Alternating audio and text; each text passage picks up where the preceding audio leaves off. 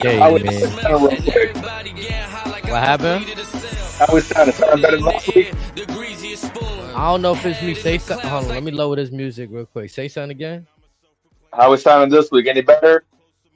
It sound like it's breaking up just a bit. I hear you clear. Hold on, let me try something else. Give me one sec. 'Cause I've been fucking with the settings over here on this little program. Um,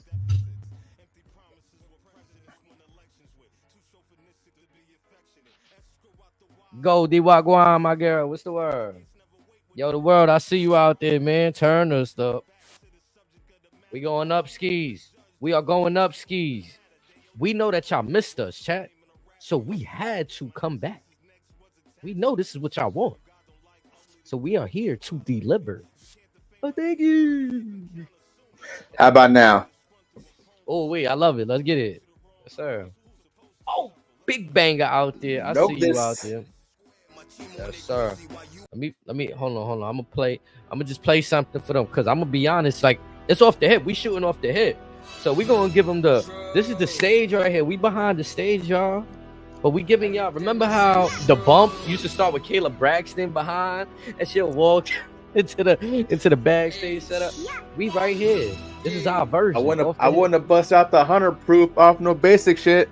Oh, got my cup, but you know we're gonna keep it caffeine for now. I needed to get up skis. We having long days. Dodie, I see you out there. Come on. Yes, sir. AEW 5-year anniversary. Go home show, chat. Where the AEW fans at? AEW fans, this is your time to shine. This is your time, baby. I promise I'll be nice this time. Yeah, Maybe. no, yeah, maybe because I ain't gonna lie. I'm ready to start shooting. I've been kind of good for a few weeks now. I'm ready to start letting off. Too many bitches, that shit enticing, and they riding my dick without a lie. I say this. We got reports that AEW had a better upswing in numbers from that was last week's ratings, right? They went up. Last week's were the worst since January 6th of 2021. But if y'all don't remember what happened on that infamous day, go ahead and Google it. Was it an upswing from what they've been having, or is it lower than what they've been having? Well, we'll know tomorrow on how the numbers went, numbers wise. But this is the go home show. This weekend marks their 5-year history. Now, some of the AEW fans on Twitter will say, "Oh, the E Jones said we'll never make it to year 5, blah, blah, blah." Okay, we're here. The ball is in your court. Was good. Yep. I say this. I did enjoy whatever I seen today in terms of wrestling. Production is not there yet. The continuity, I understand continuity, but there's just certain storylines I'm not for. I don't care for Christian Cage and Swerve. I'm gonna just say it. I wanted to enjoy. I really did. I had high hopes for it, but to see where it's gone to what it is now, it's night and day. Yeah, I'm not too high on that one right there. I mean, again, to start off with how the introduction, yeah, it was a little bit whatever. Christian just dropped the belt. It is what it is. To have him, to then you abruptly split Swerve from his own faction. I guess he has a pretty solid match with Cage last week. I guess. Is that all what the story is? It's just, it is what it is. It's going to be a great match, a la Tony.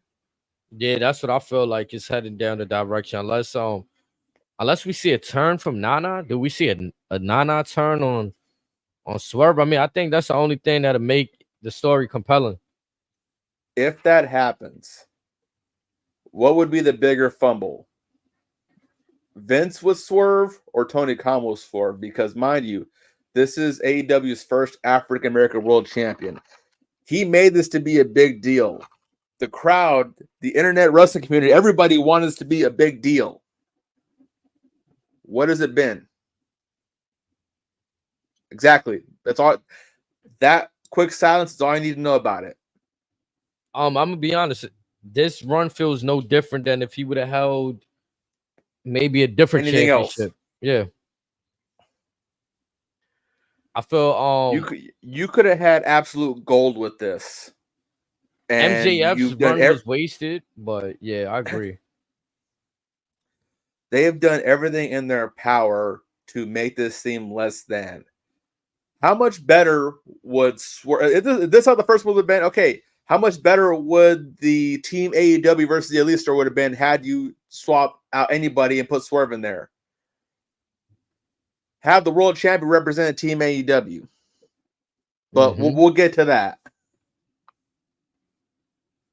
Yeah, man. So give us a quick rundown of what your highlights and lowlights of the night were. And I know you want to get into talking about AEW as a whole for the past 5 years and some of their high moments as well. Or what would be their high moments? Now, granted, no, I did come across some. However, like you and I spoke off the record, the unfortunate part is where the good moments are, how often have they been overshadowed by controversy? Yeah, there's a lot of controversy. Let that marinate in the brain as we go along with the show. Just keep that in mind. But as far as the show, from what I saw today, I thought it was, again, it's typical AEW. I'm not sure how else you can word it. Me personally, I did enjoy the return of Edge's bloodbath. And yes, I'm calling him Edge because if we're going to do the Brood, we got to do it right. I don't know what Gangrel's availability is this weekend. Obviously, got stuff going on. If he's interested in it, I don't know who owns the Brood theme song. But again, if this is what you're going to do with it, if we're finally going to get the Brood in AEW, please do it justice. It deserves it. Now, I feel like, okay, so obviously there's ways to ignore it. We can ignore it. But the Brood consisted of Gangrel, Edge, and Christian. Fun fact, it was I believe it was version 2 of the Brood. Because I think the Hardys were there first, technically. Or they met him vice versa, but again. But in theory, yes, the more famous Brood was Gangrel, Edge, and Christian. I mean, it's a lot of ways that they're dropping the ball. If they're gonna have this inclusion, I feel maybe after Edge and Adam had their feud, they could have probably. I mean, but it's a lot, man. It's a lot of ways that they could have entangled them for this, and they just didn't. And we just probably gonna see Edge and Gangrel reunite, which is still pretty dope. It'll be entertaining for what it is, but imagine how much more to put the extra effort in it. Had there been no patriarchy, when Adam Copeland first debuts, you have ENC right there reunited for the first time in decades. And then you have them, again, I'm going to die on this hill. You have them in Sting's last match. The two guys who have been lifelong fans of Sting and his history. Have them do whatever they do with Darby. Again, if that glass box is there or whatever, it is what it is. That's Darby being Darby. But these small attentions to detail, they know how they can make things exceed expectations. But in their minds, as long as they just cover the bare minimum with the internet fans, I guess that's sufficient for them. But is it good enough? It makes Dave Meltzer happy. I guess it's all that we care about. I could say this. Tonight's angle definitely made me a bit more invested into the storyline. I think I remember telling you this a few weeks ago when I was like, oh man, they just put an Edge in a barbed wire steel cage match. Like, like what's the now I feel like okay, the build-up is getting I feel a little bit more invested seeing the Brood. Now we're gonna really get, cause I feel like we've been seeing this happy-go-lucky open challenge Edge for The the Cope most Open. part. Yeah, the Cope Open. You know what I'm saying? Pretty much like a standard US title, open US title kind of thing he got going on. Right. Now we'll run down the card later on going into Double Nothing, but can you see a world where they just instantly get the title off of Adam and put it on Malachi Black? Shenanigans or no shenanigans? Even with so now he's defending the title on Sunday in the cage match, correct? Mm-hmm. All right. That'd be crazy. What if Gang? What if I can see them doing Gangrel? it. Yeah. What if I Gangrel can see them putting the turns belt on on Malachi. Edge? Or do you feel Now, like there's no again, need for Gangrel to turn on Edge? as much as I would love to see him make an appearance, I think that might be asking a bit much. Again, hopefully I'm wrong. Again, it'd be nice to see him, especially those two together again. But again, I think that could be few and far between. And on the other side, again, I can see them easily just putting the belt right on Malachi Black because that's just what AEW does. In their mind, it'll be a shocking title change. I think that's what they should do. And then you can have Buddy and Brody challenge for the tag belts. Have the House of Black even more dominant. They've been dominant. It's just another way to keep them that way. But again, how do we tentatively get there, knowing how Tony likes to do his shows? Because again, the way I kind of see it, let's see who holds the belts currently. The Young Bucks. Dude, yep.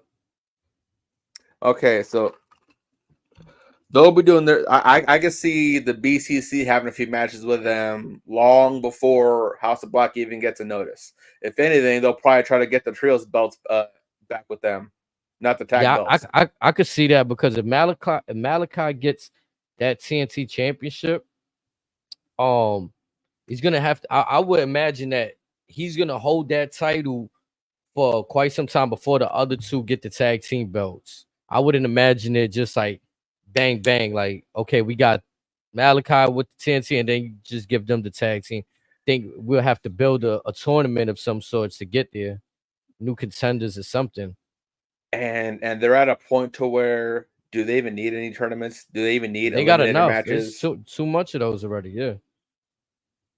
Because again, what was it? The IWGP Championship belt is not on the line this week, and however, it's an impromptu eliminator match.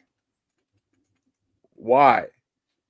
Now, granted, Evil will probably make an appearance and cost Moxley because I think that's the matchup for Dominion here coming up in a couple weeks. Could you but still, explain to me? Like, I never understood what's an eliminator match. Like, is this eliminating you from contention? It's essentially it's basically if you win, you're the number one contender. That's basically it.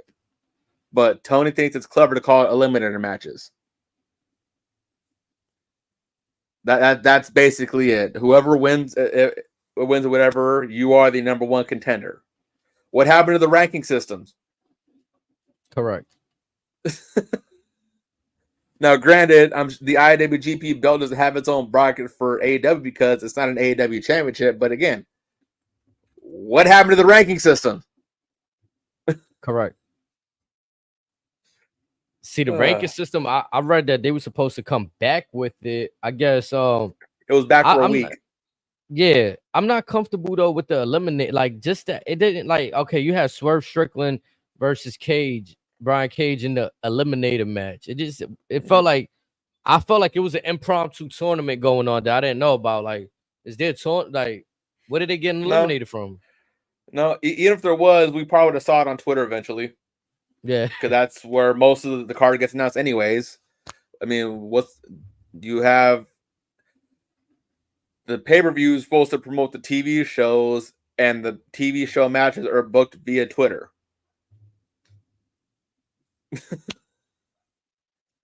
I don't all get over it. the place. What else did you feel like was a big point from tonight's show? I thought I kind of expected more out of the gun club segment, if I'm gonna be honest. You have three gentlemen not even in the prime of their career yet, who could be so much more for that company. They're as talented as can be.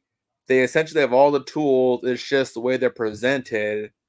Now, again, could they possibly be lost without the influence of Juice Robinson? Absolutely. However, I think that for what they've been given, they've done a damn good job at turning chicken shit into chicken salad. I'm a big fan of I feel like the Guns, to me, every time I see them in the ring, they just continue to get better. It started with their ring gear. Like their ring gear, it gives me effort of like, okay, they utilizing their history. They're Billy Gunn's sons, associated with DX, with Shawn Michaels. They've come a long way from being the ass boys, I'll tell you that much. Yeah. Oh, definitely. I feel like they're definitely way more credible now. They were essentially up to be fed to the wolves, and they somehow earned everything that they've gotten. I gotta tip my hat to them. Did you feel like it was a surprise to get the return of Death Triangle tonight? Well, it's kind of, you see the writing on the wall with. I mean, I'm glad they're back. My thing is, and I don't mean this to be rude by any way, shape, or form, but how long is Phoenix going to stay healthy this time? Let's be realistic. How soon before he's back on the list, either by his fault accidentally or by someone wanting to do some dumb shit, that if you, in hindsight, the match probably never needed because Phoenix can be that good. Hot take: do we even need Death Triangle as a trios, as a faction? Is at this point? I feel like, to me, that was one of those teams when they did we ever the trio. Exactly. No, we didn't. We really didn't. Penta and Phoenix, did they ever have they were the Lucha Bros or something, or did they the Lucha Bros?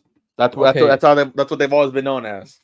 I feel they deserve Lucha Bros, to get pushed. Sometimes they could be called. They've been called the Mexicans at times. Yeah, hands down one of the best tag teams in the world, pound for pound. They are that good. But again, it's presentation is everything. Yeah, again, I think we can agree on they really never needed Death Triangle. It's just something that was put together, bolster up the trios division, put on some banger matches. I just feel Pac is another one. Again, match him up against anybody. Look at that great match he had with Okada in the last pay-per-view. Everyone knows he's that dude. It's just perception or presentation equals perception. Yeah, there's a lot. I feel like, especially now, given the amount of time we've seen these guys with the company and how they've been utilized, I feel what are you doing? Are you prepping these guys to be ready for the big spot, or did they already have their big spot? I remember we was joking, this is good as it's gonna get. Like, some people already have their moment, and did we watch it now again, Pac and Phoenix respectively have been plagued by the injury bugs, but then again, you can say that about a bulk of the roster in general. And still get huge looks. Like Danny Bryan's always injured, and granted, Bryan Danielson is who he is, but he's always getting a big look, big match, big promoted match. Yep, but then again, he is the disciplinary committee, so to speak. Is he still giving out fines? Man, it's funny too. Like you say that, like it's funny to see how the companies like, where I don't know how it's really run backstage, but I would assume like in a newer company, not publicly traded as WWE is, you would expect the boys to be boys and eventually hash things out like grown men. Business is business. The fact that they still have to find crazy things to do is kind of like, I feel like in WWE, everybody knows like there's sponsorships. There's a lot, like there's the same things at hand with AEW, but WWE being publicly traded company, it's just already. Like, all right. At the end of the day, you don't shit where you sleep. Don't bite the hand. I don't know how else to put it. Shit. Yeah, don't bite the hand that feeds you. Don't shit where you sleep, where you rush your head at. That's facts. Always feel that these guys, whoever's in charge of, like you said, if Brian is in the committee and if he has anything to do with how he's booked, then. And also, this is a man where, again, it's Bryan Danielson. This man is retiring from full-time reaction. This man should be celebrated right now, like we did with Sting these last 12 months. Is that what we're getting with Brian? No. We're letting Brian do whatever Brian wants. How'd you feel about seeing him in the ring with Satnam Singh? I ain't gonna lie, another big man that's terrible. Not by his fault, but just the landscape of how the Giants are treated in this business right now. To keep it a buck, I thought Satnam Singh stayed in Mexico with Jeff Jarrett and QT Marshall. I thought he just stayed down there and say, you know what? Y'all do that shit. I'm cool over here. I'm actually respected over here. I'm gonna be honest. First thing when I looked at him come down the ramp, it just felt like somebody that was called up to just have a match. Like it didn't look like he prepped to be on camera. Just another day going through the motions. He's gonna grab that check from Tony on the way out. I guess the promo stood true. He's only worried about the rupees, huh? Guess so. Also, were you aware of the storyline behind that matchup? Satnam and Brian? Yes, according to the internet, there's a story behind it. So, essentially, the EVPs have a bounty on Team AEW. That was the purpose of the match. Satnam is going to try to take Brian out to collect the bounty from the EVPs. See, this is just like the match. Right, Tony Khan doesn't want to be compared, and then, like, all right, oh man, I don't know where to start. You don't want to be compared, but you want to do things differently, but you still take aspects of professional wrestling that's been done in history. The invasion angle, this, yeah. Go ahead, cook up, brother. Now again, with that particular story, I don't have a problem with it, believe it or not. However, at least pick a badass. Get Shane Taylor. Get the guy whose gimmick is the fucking bounty hunter. Try to ask Samoa Joe. He got a feather up his ass for losing that belt anyways. Get somebody to where it's believable, where it makes sense. Get someone who's a certified badass put in a match. Not a guy who we see once every 6 months dancing behind Jeff Jarrett and Jay Lethal. No lie, they really went, and that's Omos.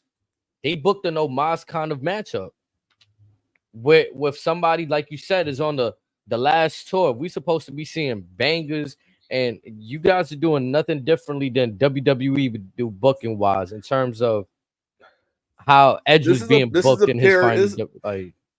This is a period where Shivani, Excalibur, and Tash should be saying, this could be the last time we get to see Brian in this city, in this venue, because he's retired from full-time action. Something. Celebrate this man. Thank him for his years of service. I don't hear. Yeah. Is he not worthy of that like we gave it to Sting? I would say he is. I'm going to be honest with you. Maybe it's, I don't know about you, but for me, there's a certain feeling that I think he's just riding out this contract. I feel like we're going to see him in the ring again. This isn't the, like you said, like Sting was up there in age, so we can see this is really his last go around. The only thing preventing us from seeing Brian in the ring again is actually himself and health. If he wants to spend time with his family, that'll keep him away from the ring. If he decides to care about his health, that'll keep him away. But he's still relatively young. So this calling it his last hurrah, I don't know. It's like they not selling me with it. This whole last full time, because what you're telling me is okay, it's his last go as a full time, but it's not his last go as a part timer. Yeah, this might be our last go around saying week to week.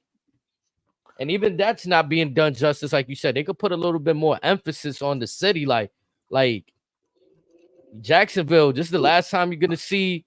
Who knows if he's gonna be in this venue ever again after this match?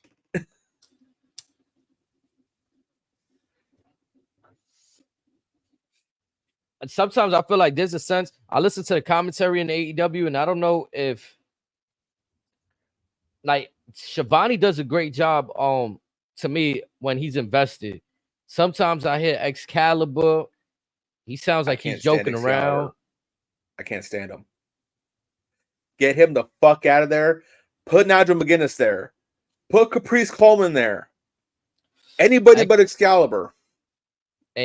And you know what? I think it's only right though, because the company is supposed to be growing, right? If you guys evolved and you moved on from your talent, your in-ring wrestlers, you've even got new producers. It doesn't hurt to put a change at the commentary booth. Not to say you could find another role for him to do. Go back to interviewing people backstage or after a match what he was doing before. If the Bucks value him or whatever, let him scout folks at PWG. Let him do a dojo gimmick, finish school, something, anything. Yeah, his commentary is definitely cringy, and they take away from the action sometimes. Like there's stories that can be told in the ring, and they're just blabbering about nothing sometimes. I mean, now again, I value wrestling history much as any other guy, as a fan, but again, we get it. You know the names of all the moves are translated to in Japan. What else do you bring to the table? Taz speaks Japanese. Taz can do that. No, you're right. I mean, that's pretty much what it is. He calls the moves, gives it the accurate name from Japan, so makes it sound knowledgeable. But in terms of the actual storytelling, there's a lot of story that can be told, and they just from what I see, just be joking around, having a good time. And you know what? There's nothing wrong with that. I feel like Pat McAfee does that over in WWE, but he also still stays within the parameters. There's a time and a place. Yeah, he stays within the parameters. I've seen instances where they go off the rails in AEW, and it's like, all right, are you guys gonna, make me interested into this match, or you just gonna have these guys wrestling and you guys is laughing and again, I hate to use this as an example because I actually enjoyed the match last week. Why should we care about Tony Storm versus Harley Cameron? All right, I'm glad that you bring up the females. This is why. When Rhea Ripley has, I don't know if it was all in character or whatever, but if this is a actual feeling that Becky Lynch has had, they fought a long way to come from being divas and stuff like that. And then they put on the type of match today. You've seen this kind of spots that they have. Saraya fell on to, well, I don't even know girl's name in the corner. You know what I'm saying? She fell onto her over in the corner, basically doing the old guy spot where they fall, the head falls onto the crotch and all of that, doing a funny spot. The old Bronco Buster. Yep. So my whole point is that I feel WWE gotten a bad rap for a lot of things that they do just for AEW to turn around and do it, and we act like it's okay. I mean, again, it's all right. I get it. Nowadays, the old Braun panty matches are frowned upon. It seems like AEW wants to bring those back. There's definitely a lot of touchy, grabby moments in AEW that I noticed. Kissy moments, a lot of stuff. Now, again, before folks start having panic attacks, yes, some of the girls are doing that in NXT too. Again, let's just call it down the middle again. But again, like it was frowned upon and banished for a reason. Right. We did that. They did that to appease the fans. AEW is now again trying to revive that after again like women like Saraya, Mercedes Moné, and others from the infamous Divas Revolution fought so hard to get away from it, and it's like all for what? And that's my problem with AEW. Again, we're gonna I think I'm gonna continue to drive home this message. No identity. There's no identity. Like one moment it's wrestling, the next moment it's fun and games, which is cool. I'm lost in storylines. What's supposed to be prominent? What am I supposed to take serious? What's comic relief? What's long term? What's short term? Remember, it's where the best wrestle. Yeah, I could see that. So that's what I should expect. Enough story to get me to a match. Enough and of again, a story. Now again, a story doesn't. Again, we get it. It doesn't have to be a 2, 3, 6 month line angle. I get that. But again, from certain backstage antics to the commentary, the two individuals that are busting us in the ring can only do so much. What is every entity around them doing to make us want to give a damn, to give us a reason why that match should be remembered for? Why this set the stage for this? Why this was the reason why so-and-so had a meteoric rise? No, I agree. And my major takeaway from that, when MJF won the world championship, I enjoyed his run. He's golden on the mic. But I'm gonna be honest, I don't remember anything he did except walk around with Adam Cole and win the tag team belts and hold the both belts simultaneously and get overbooked. Now, with the exception of the oversaturation of it, the times where it was him also, again, before I get into that, aside from a Samoa Joe or on and up injured Kenny Omega, who would have been a worthy opponent at the time? MJ, that backstage segment, MJF and Swerve were going back and forth, mouth and off. You remember seeing that? But that was towards the end. Yep. And that's what disappointed me. I'm like, how you gonna? But prior to that, again, it's okay. Swerve, Joe, and maybe Kenny. Who else is there?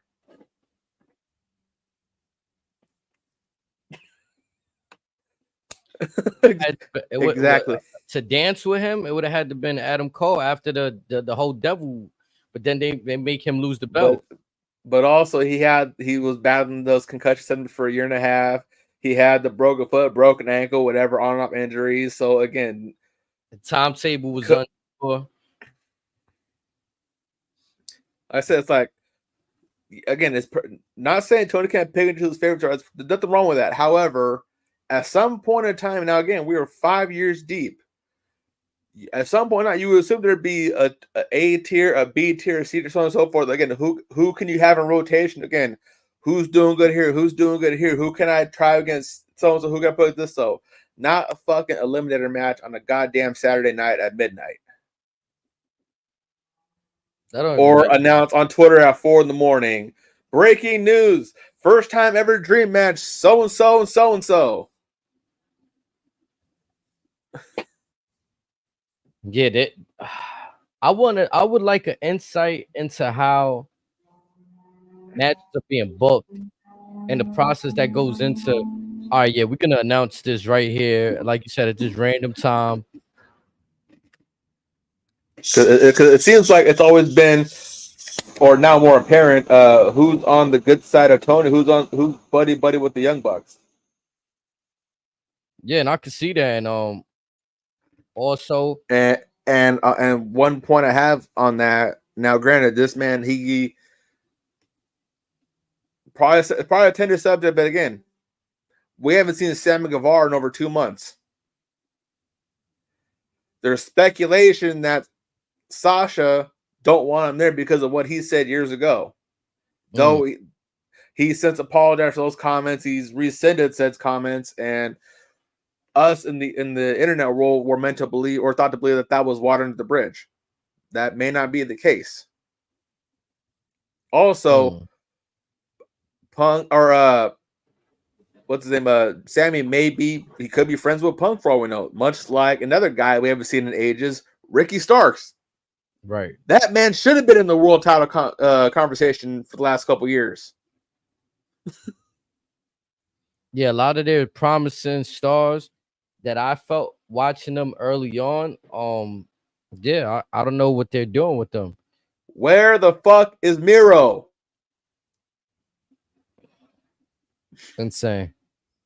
I mean, I think Keith Lee tweeted something. He was thanking people for keeping him in prayers. He's had some health issues since he had COVID a couple years ago, saying thoughts and prayers with him. Hopefully he's doing well. But again, another guy that even when he was healthy there, they kind of had nothing for him. They had something special with him versus Swerve. They chose to put that on ice, and then they just gave that to us out of the blue a few months later after it was already put on ice. Again, much like other things at AEW, could have been so much more. Yep. And again, why even split them up the first time? I mean, even Adam Page, to me, I used to enjoy whatever he was doing, and now I kind of look at him and he lost whatever steam he had. For me personally, I just like they bring him out, and I'm like, you didn't earn this yet again.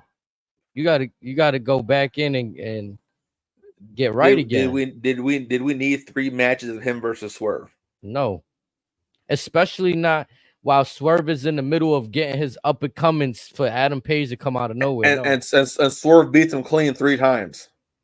Yeah, like, this is what I'm saying. Page's stock has lowered to me. Imagine what they could have had with Ethan Page, with or without Scorpio Sky. Right. Ethan Page or Ego, another one that I really thought he was promising when getting signed to the roster. Scorpio Sky, I told you I was high on him before as well. I don't understand how you bring back Christopher Daniels and then he gets fired, like you told me, which is funny. But and even like, prior to that, when was the last time we seen Daniels on AEW Dynamite in a match? Not Collision Rampage, on Dynamite, your A show.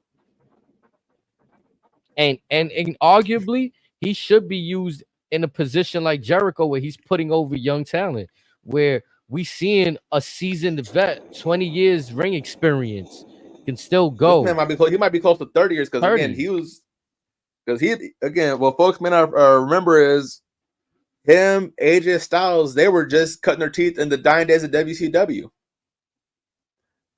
CD been around the block a long time. The Fallen Angel, when he had a little bit of hair left. I remember when he had hair. He was bald as hell when he got to TNA. Yeah, bald as shit. He had like a little fake ponytail I seen in his early days, like that little receding. I'm like, man, bless his heart. Yeah. How you have the receding like in the he had the Hulk Hogan at the early stuff. I'll say Hogan's still trying. Right? Like, yeah, man. But nah, definitely I was always a fan of Christopher Daniels, the Fallen Angel, One Wing Angel. The finisher was always the best moonsault ever.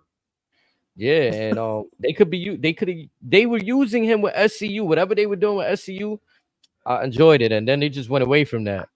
I mean, Kazarian said, "Deuce, I'm going back to TNA." Yeah, I could see why. Like a lot of people, the consistent running theme that I see with people that's unhappy, they're not happy with how they're booked in AEW, and it's just, bro. I think wrestlers need to realize timing. Like I was just speaking about this on the other podcast with my man Big J. Everybody's timing is different. Now, is it that, or is it also a mix of that as well of AEW now isn't necessarily what was sold to them? It isn't what they signed up for. Both. Because you have a whole lot of guys who are on the roster. Yes, they do indies or whatever here and there, but they're just getting an extra check for AEW just to they can sell a couple T-shirts. Well, I think the big. Well, I would assume that the big part of this is, regardless what level you at, you want to have TV time. The goal is to get TV time. You don't just want to be wasting years on the roster collecting money when you can realistically make that same money on the indies. Or look at George Dillon when he bounced. He damn near tripled his money once he got back on the indies. Because now the possibilities are endless. You accept your bookings.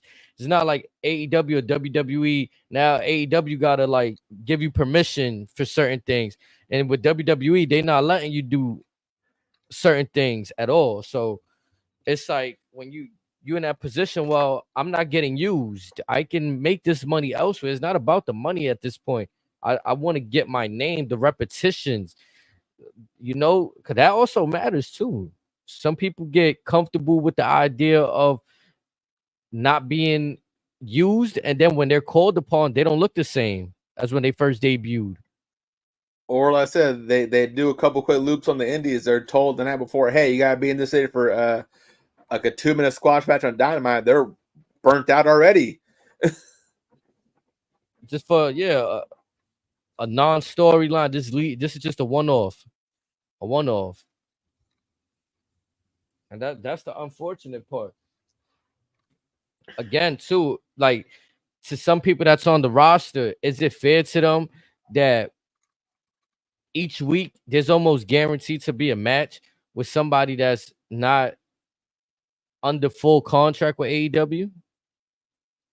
Like, I'll do one better.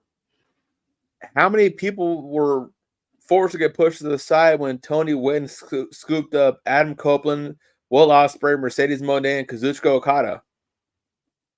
Yeah.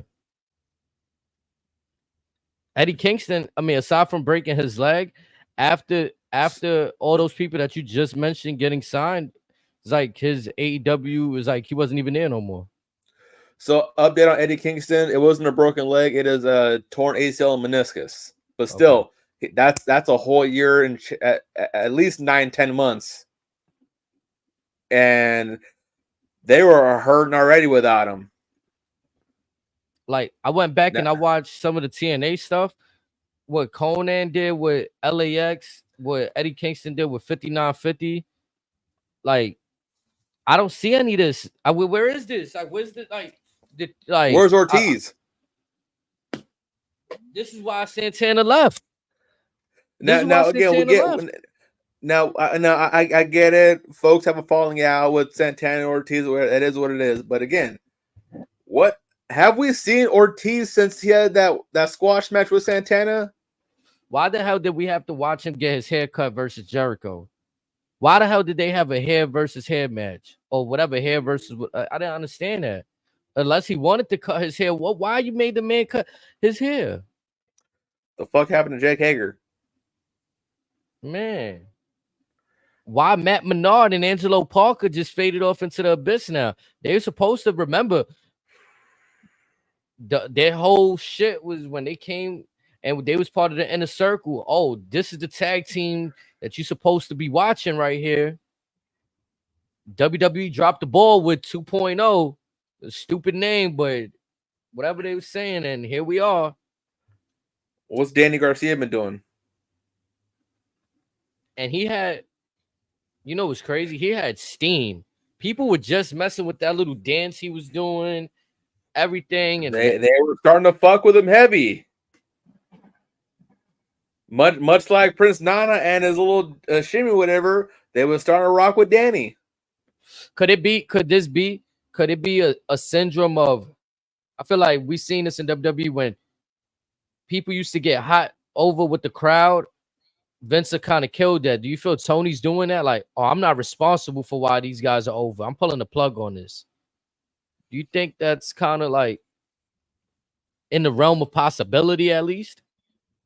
Again, I can't help but think it's more so who's willing to be buddy with the Bucks, who's willing to worship the Bucks or whatever, The more, versus so it's like the who's more trying you to get question it on their own. Yeah, the more you question shit, he might not like display it, but you fucked up. I'm your EVP. You better listen to me. I got you this goddamn job.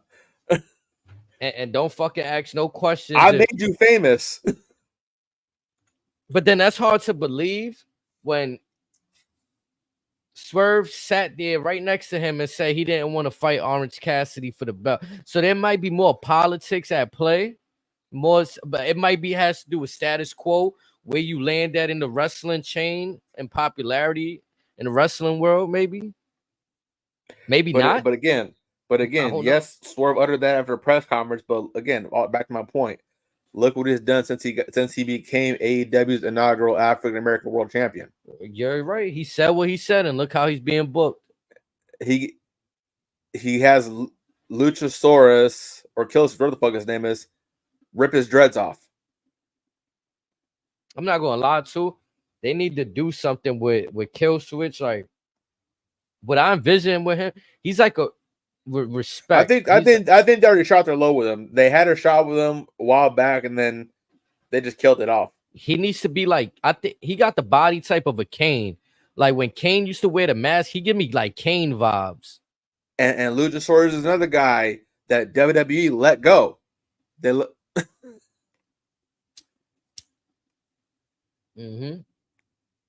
I could say this though. I felt like I seen him on NXT. Two totally different characters. He wasn't Luchasaurus, but the physique is there. They probably, there's probably reasons why they let him go. I don't really see anything spectacular. He's a great athletic big man. I say that. That's about it. Yeah. I definitely feel that I would think his character specifically will benefit from ditching the whole dinosaur shit. Like that shit, just let it go. It's over. That, like, just be a menacing big man. Like, you can take the mask off and still be dark and menacing. There's one person that I would love to see him emulate. Do you remember a gentleman, in my opinion, a TNA legend, another guy that Vince let walk many years ago, a guy that Jim Ross had pegged as the next big guy? He went by the name of the Blueprint, Matt Morgan. I want to see Luchasaurus, something like that, a big bad son of a bitch that knows he's the shit, that can stand and bang with anybody, no matter how big you are. I'm glad you mentioned he can do it.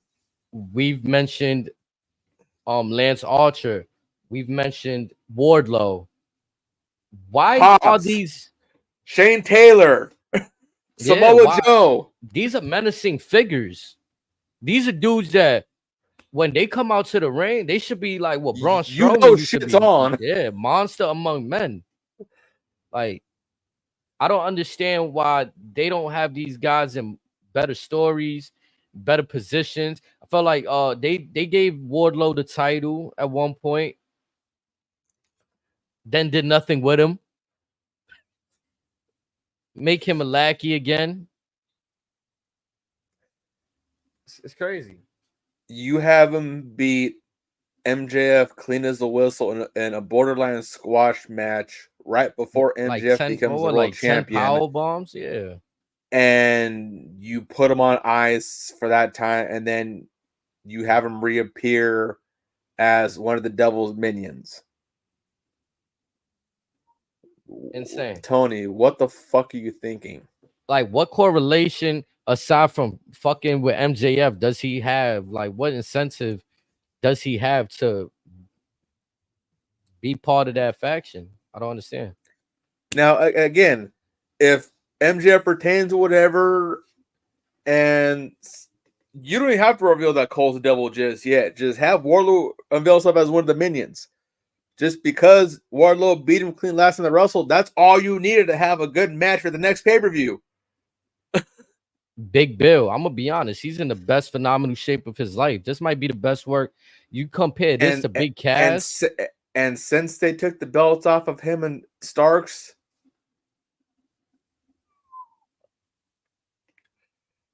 like at this point, much like a lot of guys, I want him back in WWE. I want him back with Enzo at this point.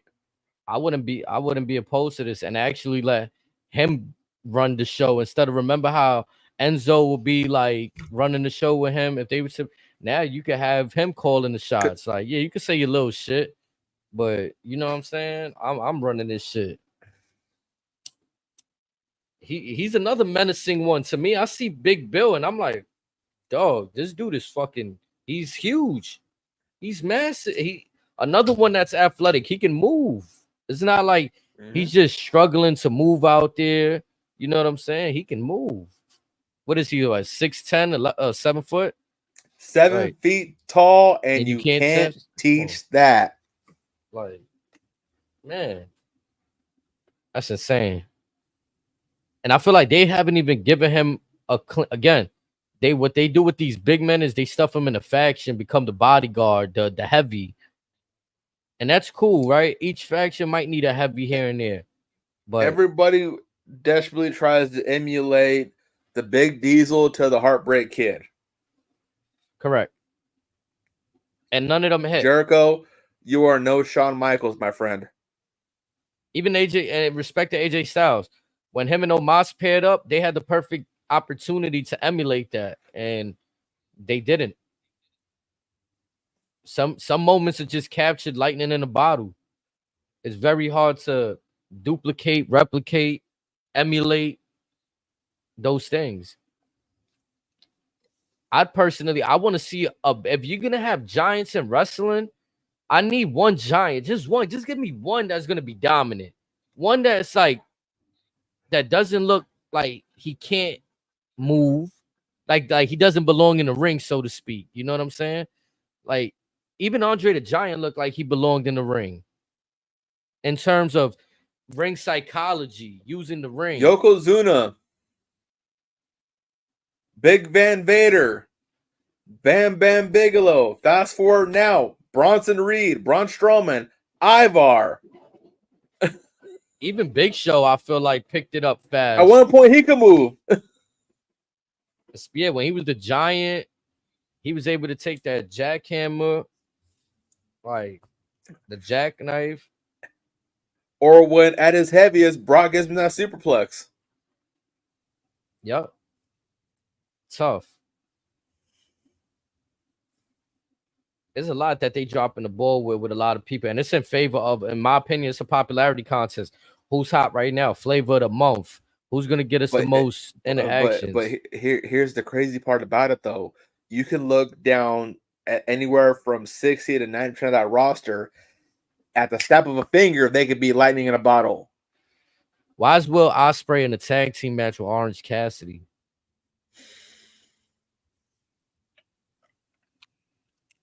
And losing in that match.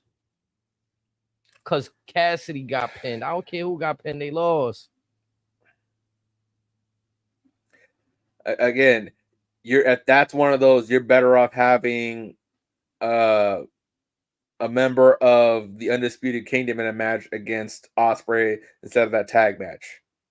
You don't just go book Roman Reigns in a tag team match with R-Truth. You don't do that. No, it's one of those. You have a matchup, let's say hypothetically, Roman Reigns versus, let's see, who would have been a faction at the time, against what's his name, Phantasma Santos, and you have him in a tag or in a match against Phantasma and one of the Lothario boys, and you have, let's see, Akira Tozawa in the match. Right, like doesn't and I can see the correlation. Now again, based I love Tozawa. It's just for sake of conversation. Yeah, comedic relief. You got a comedic relief. I look at Cassidy. Yeah, he held the title, but to me, he's comedic relief in terms of that he's giving the crowd what they want with the spots that he's giving them. Now, before we go any further, Mike, I'm glad you brought that up.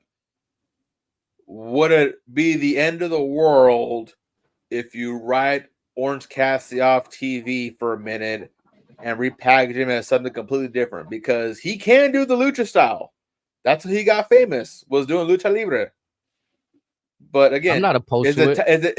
Is it time to put Orange Cassidy to bed and have him introduce something completely different? I think so. I think what he's known for, to me, is just it's no progression there. Like, how seriously can I take a man that has his hands in his pockets defeating some of the best superstars or the best wrestlers in the world? I just don't see that. That's just black. That's the equivalent to saying I could beat you with my hands tied behind my back. These are the two moments where they fucked him up and they fucked him over. All right, the first time, giving him that lengthy title reign. The second time, letting him talk. Those are the two moments that did more harm I feel like than good Orange Cassidy, and honesty, that's somebody you pair up with a menacing big man too. He don't gotta talk. And hell, both of them don't gotta talk. Do his shit, whatever, walk right out. Big man, hand him a lightweight. Yup. That's who you give a, and you could get a lot out of that. They gave him the best friends. You know what I'm saying? And they but again, it just makes because it feel they're like, actual friends, whatever. It makes it feel like the New Day. There's a reason why guys like Cornette jokes it calls them all friends wrestling. Yeah, I could see that. Yeah, but again, to further my point, it's amazing like how all these flaws that we're pointing out and identifying are easy fixes. Like, but correct me if I'm wrong. When Ospreay was first debuting with AEW, he had teammates he would be in there with, right? They were called Aussie Open or something like that. Okay, yeah. So again, in Japan, which Tony likes to emulate a lot, Ospreay has his own faction called the United Empire. Aussie Open, being Mark Davis and Kyle Fletcher, were two of his guys, and they kind of like grew closer during the pandemic a couple years ago. Mark Davis is currently recovering from a knee injury. Now again, he should be back soon, hopefully. But again, another quality big bastard. But again, you have Ospreay come in with some of his actual faction mates, and you're gonna dump Ospreay in the Don Callis family. You have Jeff Cobb come sporadically, another member of the United Empire. Make it make sense. Shit is legitimately laid out for you, and you just said, "No, we're gonna hit that left at Albuquerque." That's where I'm lost at. When I say I'm lost in the story, it's like, okay, you guys could have gave us this, but you're opting to go, like you said, left, and then what? To just might around. You're gonna spin around and give us what we wanted anyway. Maybe. And I'll even go further down the rabbit hole. Rare for this one. All right. So peep this. Several guys from the United Kingdom have ties with Kazuchika Okada and his former faction of Chaos. You could have had Chaos versus United Empire in AEW, which is also probably would have helped New Japan Pro Wrestling. But did anyone help them? Fuck no. Like, what's the point of getting Roderick Strong over right there in that match? Like, is the beef, is it to further him taking the belt from Cassidy? Is it to further Ospreay challenging for that type? Like, I just don't understand. Now, again, prior to this week's match, there's actually one match I was looking forward to because, again, Ospreay and Roddy do have history from Ospreay's time during the U.S. independent circuits, whatever. Supposedly there was bad blood back in the days when Roddy kind of disrespected him because Roddy's like, I'm the elder statesman, I'm the senpai, you're the young boy, you my bitch, whatever. And Ospreay protected the heart, whatever. I get that. I'm cool with that. Where I'm not cool with is all the other shit to where you got to incorporate guys who don't mean fuck all to anything about this. Like I said, this is where you incorporate like a Jeff Cobb. This is where you bring in a Kyle Fletcher, and you can have Ospreay, who's getting much better on the microphone here in the States, saying, all right, you got your boys, I got mine. This is a chance for you to make it make sense. And Ospreay, bless his heart, he is doing everything in his power to make the best out of bad situations, and he is doing a damn good job. But yeah, the consummate professional right now, putting on bangers. That's what I'm bless saying. Like, I don't bless his understand. heart. You just it's just it's just kind of weird to me. You know, it's again, it's like putting one of the best wrestlers in the world. You just fresh off a singles match, you shoving them in random tag team matches. This is a man who, let's see, between Wembley last year or basically around this time last year and now, this knocked off Takeshi when he was white hot, beat Ibushi, beat Omega, beat his idol Marufuji in his retirement match, beat Okada, just running to all these big top names, put the pause on Danielson, did this and that. And you're going to just essentially try to cool him off by having him tag with Orange Cassidy to where you now have a loss on his record, assuming the ranking systems still mean the thing. That's insane. Now, we established that it seemed like there's no ranking system. They went away with the ranking system after having it for 1 week. So we got to deal with these eliminated matches whenever they randomly come about. I mean, now I guess I it's don't okay. know. It's a little bit. It's no different than a number one contenders match concept, but it's just it seems weird when you put eliminator and you involve the actual champion in the match, and it feels like, what is the champion getting eliminated out of? That's just me. Like, it's just one of those detailed things that I feel like you could just, if you don't want to say number one contender because WWE has rights, then like, I don't know, like it's just So I typed in AEW rankings, and I'm gonna cite them accordingly. Per eWrestling News, the last official AEW rankings were released April 7th of 2024. okay. So that was last month. Now, April granted, 7th, so May 7th, basically, nothing. you had Samoa Joe's champion and all that fun stuff, but these were the rankings. And now it just listed top fives. Okay, for Okada's Continental Crown champion, you had Swerve 1, Cassidy 2, Ospreay 3, Danielson 4, Kingston 5. For the AEW Women's World Championship held by Tony Storm, there were no rankings. However, for the TBS Championship held by Julia Hart at the time, you had Thunder Rosa 1, Willow 2, Serena Deeb 3, Mariah May 4, Deonna Purrazzo at 5. The rankings for the vacant tag teams were Bucks, FTR, BCC consisting of Moxley and Claudio, Top Flight, and again, I don't mean to be rude by this, but at the number 5 ranked tag team was the Infantry. Who the fuck is the Infantry? Yeah, who is? Carly Bravo and Sean Dean.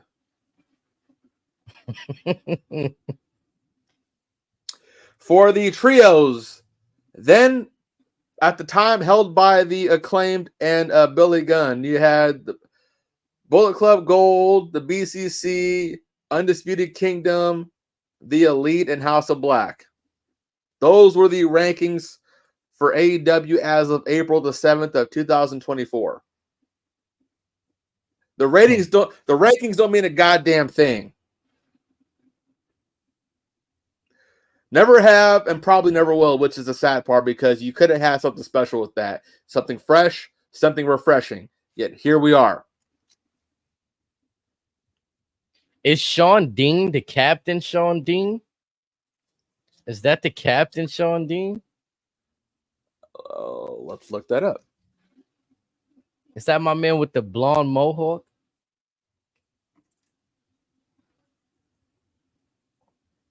Like, cause what's the other guy? What's the other dude that used to be in the Nightmare Factory? Lee Johnson.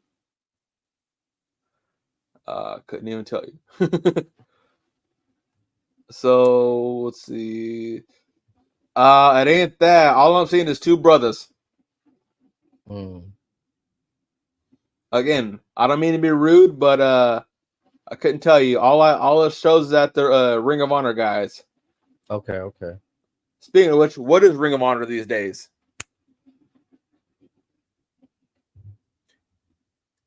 Between them and TNA, they were essentially the number 2 promotion in the United States for the last 20 years.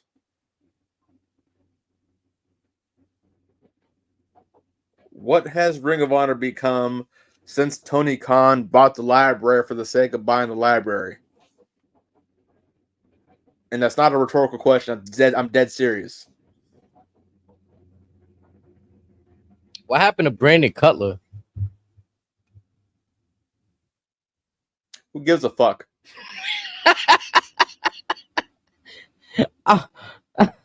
Brandon Cutler. Oh man. They should have kept Leva Bates and fired his stupid ass. But no, he's best friends, childhood friends with the Young Bucks. All the reason why he got a goddamn job is because of them. I'm looking at the roster from AEW in 2019. Brandon Cutler is, again, between him and the other guy who was paid to be the librarian. I forget his name. These are 2 guys, for those that may not be aware or may not remember, because, again, it was that bad. 2 guys who were like 0 and 50 something, and these 2 guys had a segment on being the elite as who's going to get their very first victory first. They're losing squash match after squash match, job match after job match. Again, I'm no trained wrestler myself. I'm willing to bet I could probably outperform Brandon Cutler. Michael Nakazawa was out there. What's this dude name? I'm looking for the dude you was just talking about. Peter Avalon. That's the dude. Fucking Peter Avalon. Dude look like again, Andrew Schultz and shit. Like, it's crazy. I actually was a fan of Peter Avalon, him and Leva Bates, because again, I thought they were fairly decent on the mic. Because of their mic work, there was something there. Again, my opinion.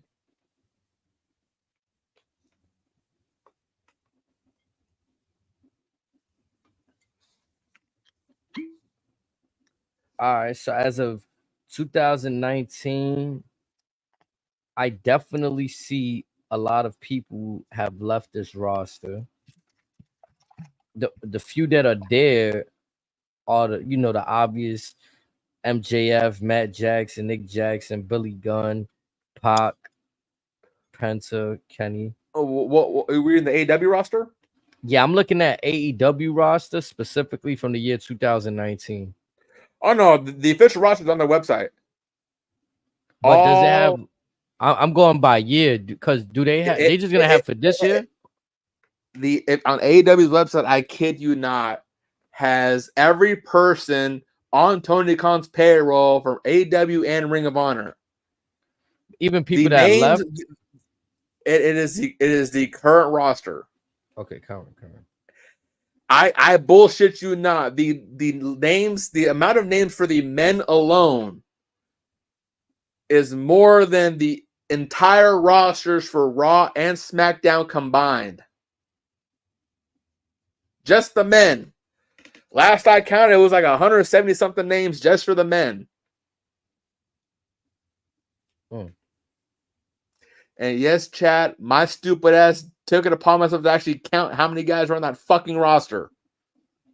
No, because the reason I went back to 2019, I wanted to see if anybody was still there from 2019 that they used.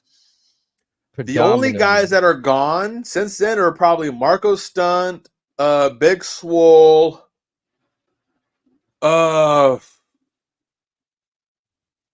maybe a few other random folks. Leva Bates is gone. Who's it? Blade's gone. I think I don't know. Blade's still there. The dude from Dark Order. Oh yeah. That's pretty talented.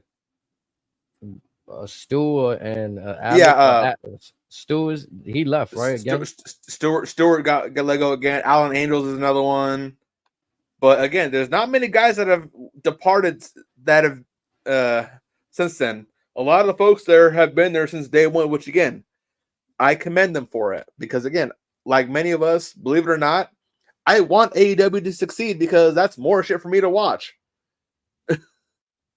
I would love to actually watch Raw on Monday, NXT Tuesday, Dynamite Wednesday, TNA Ring of Honor Thursday, SmackDown Friday, and in between all of that, New Japan Pro Wrestling. What the hell happened to Brian Pillman's partner, Griff Garrison? He's Ring of Honor. He's with Maria Kanellis. Crazy. They need to just let. I feel like I think he's still there. A couple months ago, last I checked, he was still there with Maria Kanellis, and I was like, in my mind, I was like, why is Maria Kanellis not with her husband? Because Maria Kanellis, Mike Bennett, and Matt Taven with Adam Cole, that was the original Kingdom. Made famous by Ring of Honor. Nick Camarado.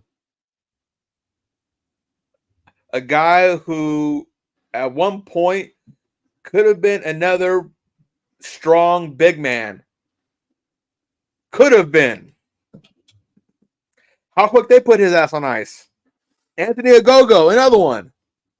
I was a fan of Nick Camarado, to be honest. Most of their big guys in AEW, Powerhouse Hobbs.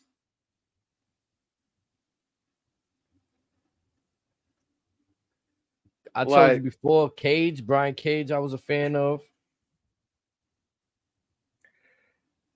You could have had a division of legitimate super heavyweights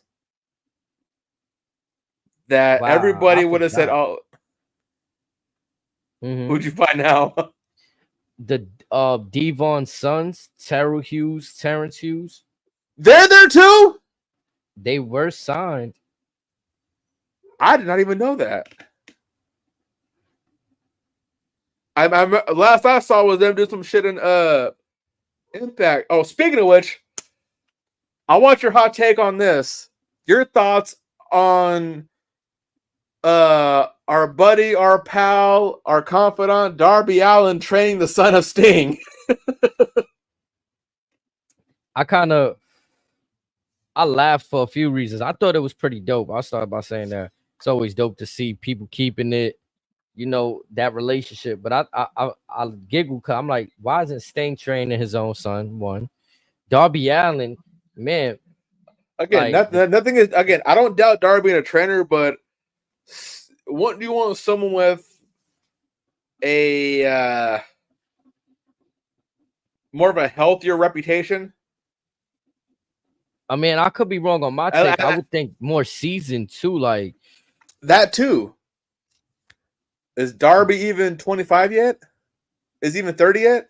Darby's just finding out about TV, about pay-per-views, and you know what I'm saying? So, and that's under one umbrella. Like, I feel like WWE is always the main umbrella, the main machine. So once you can learn from somebody that's been in that machine, I would think you would want to, train. But I could see why maybe it was Sting's son's decision to train with, or Sting's a guy he was close with. Yeah, again, I got no problem with it. It's just again, it's like Bully Red's been saying, I busted open. It's who would you learn from? Who broke you in? The learning tree. Again, in AEW, you have individuals like Taz, who's had a history of having his own dojo back in the day. You could have had a guy like Ethan Page who has his own schools. You have guys on the roster who have their own actual schools. Bryan Danielson, didn't he go to Shawn Michaels wrestling school? Yes. Like, I mean, some of the best back in the day, they used to train at the Heart Dungeon. Dojos. Shit, if Rikishi's dojo wasn't 7 hours away, I'd take my ass over there any day of the week. I feel that. Mm-hmm. Or again, here's another thing that I would love to know. I'm not sure if you're aware of this, but Ring of Honor used to have their own dojo that closed up around the time of the pandemic. Didn't know that. They had it was in somewhere in Delaware called the Ring of Honor Dojo. Is that still open? And so who's running it? Several guys from AEW have come from Creative Pro Wrestling, which is based in, I think, Long Island, where we got MJF, or we got Max Caster and a few other cats. There's places you can go that have proven to be qualified and credentialed establishments. Yeah, now I said this before. I feel like they have no farming system in terms of, I think everybody that's fresh and green over there is learning on the go. Well, their farming systems are Pro Wrestling Guerrilla and Game Changer Wrestling. Okay, so they just pick and pluck two indie promotions that have been around. That, well, PWG is where the Bucks were made famous before they went into the Bullet Club, what really made them famous, and GCW is GCW. Yes, they got a little bit of everything. Yes, they're doing mighty fine on their own. But again, would you consider that an actual farming system? And on that topic, they have their big 5-year anniversary pay-per-view this week. Usually these shows, we get some very interesting surprises. Are there any big names that are currently free agents right now?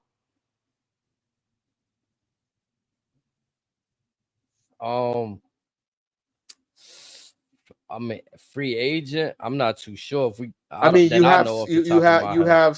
have what, scripts from WWE.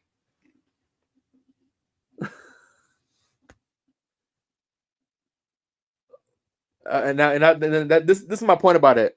AEW has, over the last few years, has basically made their, I guess you could call us their identity for sake of competition, but their whole point is the big shock and awe debuts. It was Double Nothing 5 years ago where we saw Jon Moxley come do a little Shield entrance, put the pause on Kenny Omega after he dethrones Jericho for the AEW World Title. It's also, I think, was it a Revolution or whatever, where we had Adam Cole, Bay and Bryan Danielson both debut within 5 minutes apart. Winter is coming. We had Sting come out of nowhere.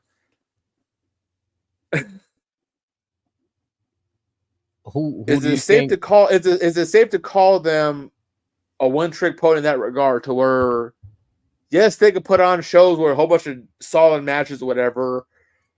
We don't remember those shows for the matches. We remember them for the shock and awe debuts. I could see that. I could definitely see that. I think this week is going to be no different. Gangrel, I feel, might be one of them. But further is Gangrel going to want to get on a plane from Florida, go to Vegas Memorial Day weekend, when he could be chilling on the beach, when he could be chilling on the beach, banging and banging, like he likes to say. Yeah, he could do that in Vegas too, though. He could. I mean, like you said, it's all up to willingness. From my understanding, Gangrel was supposed to show up to AEW beforehand, but from what I heard, Adam Copeland had been lobbying hard for that. Now, again, there's been many stories of service in regard to that topic. Now, it's hard to figure out which one was a legitimate story, but again, me personally, I would love to see the Brood in AEW on the condition that it's the three of them, not just the two. For me personally, it's not the same without Christian Cage. Yeah, I feel the same. I don't know how we get there anytime soon. It felt watered down when WWE did it, and it was just Edge by himself.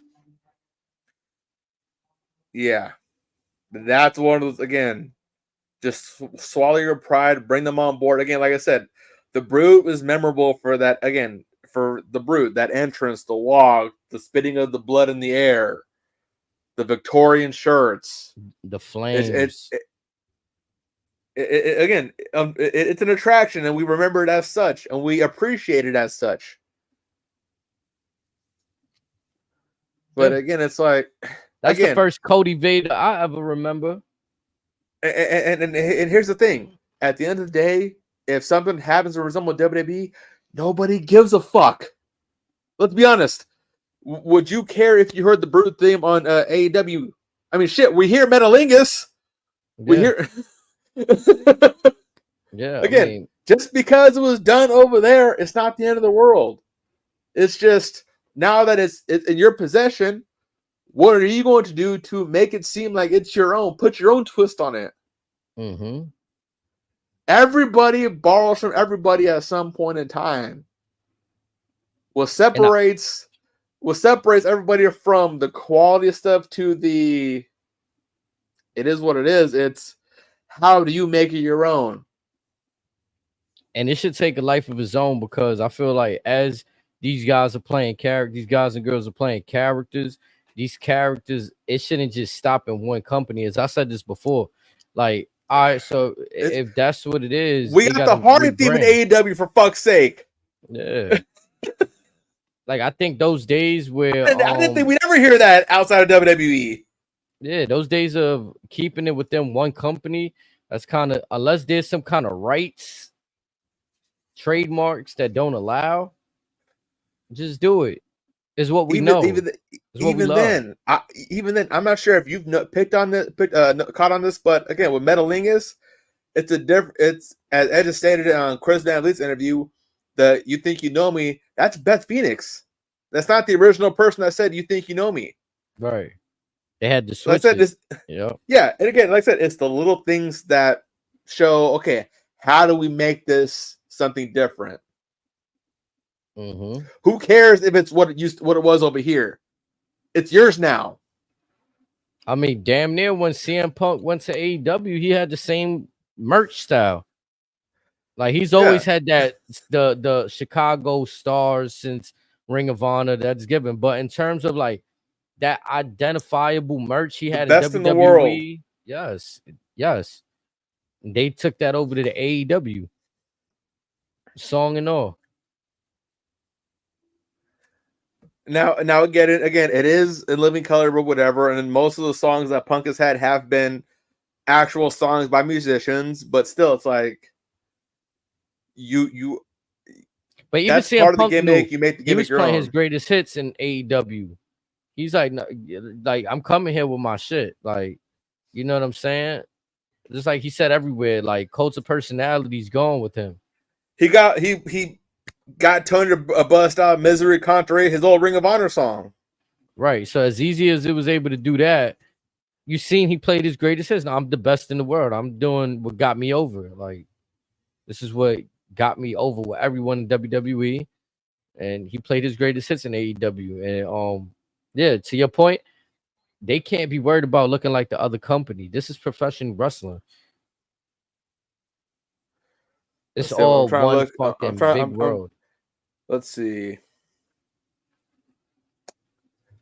I stand corrected. There could be at least one name that potentially could be a surprise debut in AEW. Who's that? Mandy Rose. There's been talks that she's got the itch again to compete again. There's also a chance, on that note, we've seen her in Ring of Honor one-off already. Could we see someone on the likes of a Ronda Rousey debut with AEW potentially?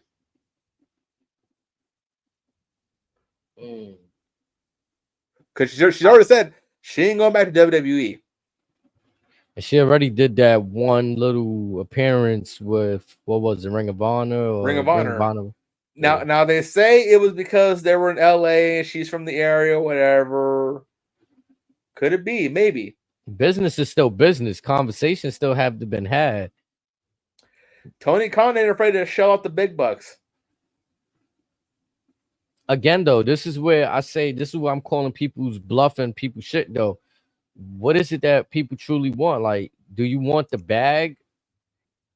Or because WWE could give you the bag too. But the thing is, you're going to have to work a little harder for it. But in AEW, and again, no disrespect, but I'll use Riho as an example. She's raking in $400K US a year. Doing what? An ambassador. Ronda. And again, I don't hear about her on no. I don't hear about her in Joshi Pro Star or nothing like that. An ambassador of what? He's like an ambassador of what? An ambassador.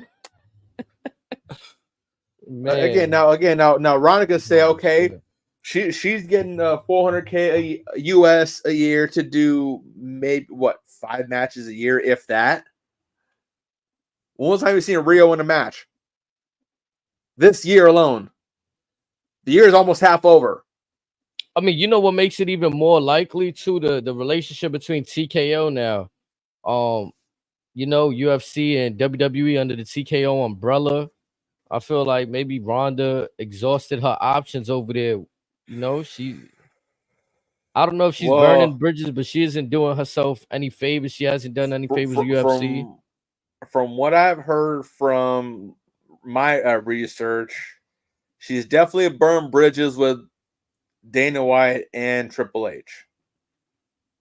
Now, again, with her name value alone, especially with her being in Hollywood, she's not going to be here for money. That much is confirmed.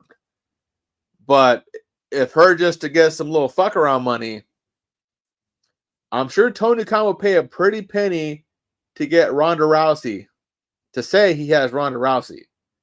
I can see that. He already had Paige Van Zandt. He already had Dan Lambert from American Top Team. He could have had Jorge Masvidal. He could have had Wonder Boy. He could have had all the other big MMA household names. Oh, yeah. I mean, then you want to talk about that outside of real fighters or the other celebrities he done had on the programming from Shaq. We ain't seen Shaq since the Jade Cargill stuff. Yeah. Everyone swore to God that when Mercedes Moné was going to go to AEW, they were going to lock up Snoop. They swore to God they was getting Snoop. But Snoop did make an AEW appearance once. Again, just once. Just like we only saw Mike Tyson once. You could have kept Ross with Nana and Swerve. Could have. There's a reason. I thought we had something right there, even with the Kevin Gates. Kevin Gates was out there. He got physical. Again, at least we got something with Action Bronson. I was happy about that. But here's my point, and this ties into my general question, as far-fetched and as vague as it may sound. Why is nobody coming back? And what is AEW necessarily doing to expand their audience? I think it's the same old shit. And when I say same old shit, we see who's getting the pushes, who's getting the main spotlight. It's the Young Bucks, it's Kenny Omega, it's Chris Jericho, Adam Page. When healthy, it's the you Young got Bucks, MJF. It's Orange Cassidy, it's any Joe Schmo that was doing random bullshit in Ring of Honor that happens to be friends with the Young Bucks. Again, until proven otherwise. And again, this was touched on an Ariel Helwani show that kind of started all this current bullshit that AEW's in now. Anyone who considers CM Punk a friend that happens to have some kind of notoriety and steam in AEW is getting the fucking shaft up their ass. I remember we were speaking about this. The Young Bucks transitioning into sleazy adult film star producers. Now, again, it was crazy. The reason why they did that is because Punk said what he said. Now, granted, again, I'm actually a fan of what they're doing currently because, again, it's kind of what we've wanted them. I wanted them to do for years. One thing that I wasn't a big fan of was the whole Jungle Boy beating up on Tony, giving him that little punch or whatever. Me personally, I thought, again, I'll stand by this, and folks can dispute me otherwise. My Twitter's is Razor_score or underscore score. But my point is, that would have been a suitor for Joe because Joe could have been like, I demand a rematch. I want this, whoop-de-whoop, all this shit. Tony could have said, well, you could be an eliminator or go to the back of the line. Joe puts the pause on him. Bucks come out, blah, blah, blah. Kind of find out Joe swerves when Joe sides with the Bucks. That's a much better fucking story than Jungle Boy Jack Off Perry. Hey, you took the words right out of my mouth because I was just going to say that. I used to be a fan of Jack Perry. Now he's more like Jack Off because I'm telling you, I don't see him fitting with them right now. Like, I don't see in the graphic when they giving us the graphic with them four Anarchy in the arena. I don't see it. I don't see, like, he just looks like a fucking. Granted, Jack. Now again, Jack, you could tell he's been in the gym. He's kind of bulked up a little bit. He gets some size, and I'll give him that.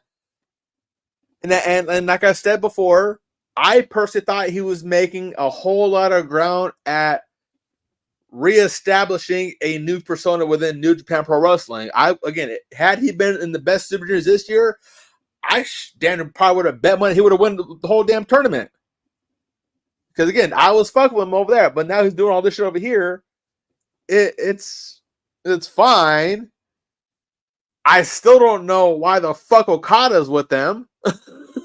I'm gonna be honest. Like, this is my overall feeling. I just feel Tony Khan wants to be responsible for everything.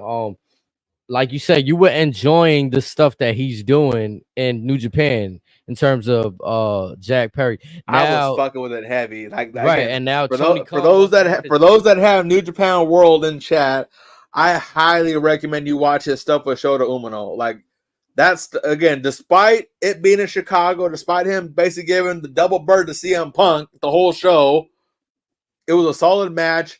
His few matches he's had in New Japan leading up to the show in Chicago, I thought was incredible. His backstage stuff, I thought was making incredible grounds. And you put that on pause also because the Young Bucks did an interview with Sports Illustrated today, talk about how, they were his connection to Japan.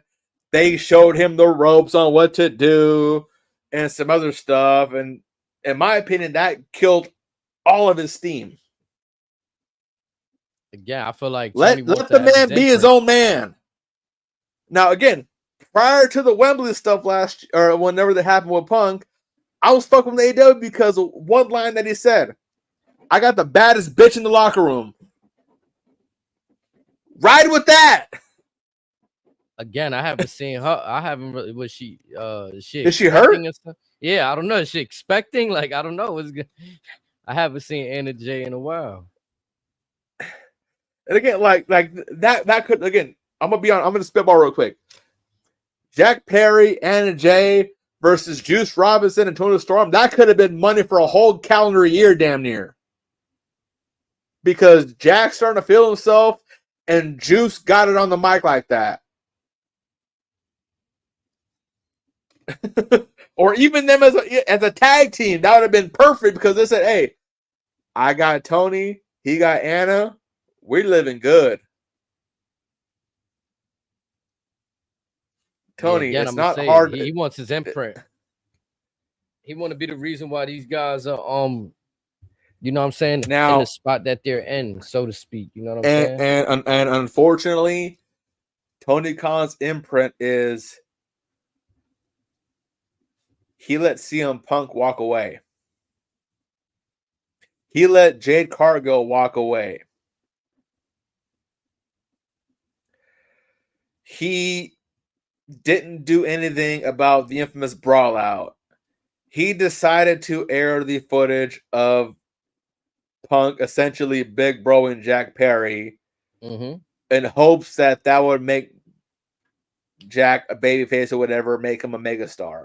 I was legitimately worried that I was going to kill all the work that he did in Japan, but again, they got lucky and kind of like went around that, and hopefully they never bring that shit up ever again. Just to touch on that video, I felt like Tony Khan tried to do some funny shit with it. Like, we all keep surrounding the Jack Perry. I personally sometimes feel it has nothing to do with Jack Perry. I feel like he wanted to call CM Punk out on the, like, I feel like Tony Khan's a very like literal guy. So certain events that CM Punk said on the podcast, it didn't quite happen like that. So I think he wanted to show that. Yet you show the video and it's damn near word per word everything Punk said. Yeah, it's just like I said, the literal part. Like to me, when CM Punk said, "Oh, I didn't throw a punch or something at him," you threw something. I didn't choke a motherfucker though. Yeah, because CM Punk kind of fabricated. He said, "I didn't throw a punch or nothing. You threw something. You threw something," and I think that's where but again, that literal. that's what, and that's what I was like. I mean, okay, he pie faced him, Right. and again, all jokes aside, now Jack, he's trying to reestablish himself. I'll give him that. But again, if we're gonna be honest, anyone who's been in a fight, would you consider a pie face a punch? That wasn't even a squabble. Yeah, that was just a separation.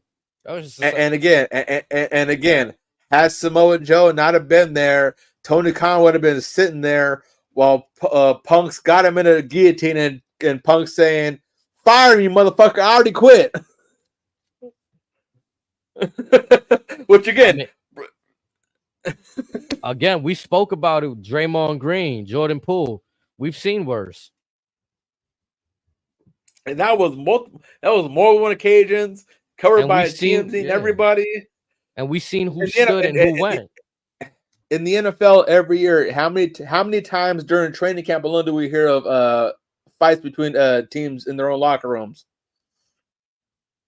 Geno Smith got his jaw broken by his own teammate. How many times as a kid did we hear Steve Smith fights teammate? Every year, at least 2 or 3 times. Nobody was safe on the Panthers. Facts. Nobody was safe. Hey, he's got to let folks know. Yeah. Again, there's an age-old saying, brothers fight. It happens, but it's how you react after it and how you bounce back is what determines the situation. In this case, again, I think we got to Tony be Khan real. Tony Khan just did nothing about it. We got to be real too. We seen the video with Caleb Plant where he slapped Charlo. Things happen. Look at back in the day with DC and John Jones. They're fighting on top of the media. Yeah. And it's like when Shit, you Conor McGregor throwing a chair through a fucking bus. Yeah, like I get it. It's a message. There's certain things you don't want to send out there, but first off, shit's gonna happen. Yeah, and the media should have never caught wind of it. They should have. Somebody backstage should have did a better job. There's another example that didn't really get out until folks talked about it. Batista and Booker T back in the day had a little bit of talk. Batista said, "All right, come see me over here." They met up. They duked it out. They squashed it. Even though, and it didn't get into Booker put the pause on him, but still, he said, "Hey, we're good after that." Bret Hart, Vince McMahon. Vince still accepted him 20 years later. Yeah. Come here. I know what's best for business. Shawn Michaels said on TV, "Using your feels, I was in my feels.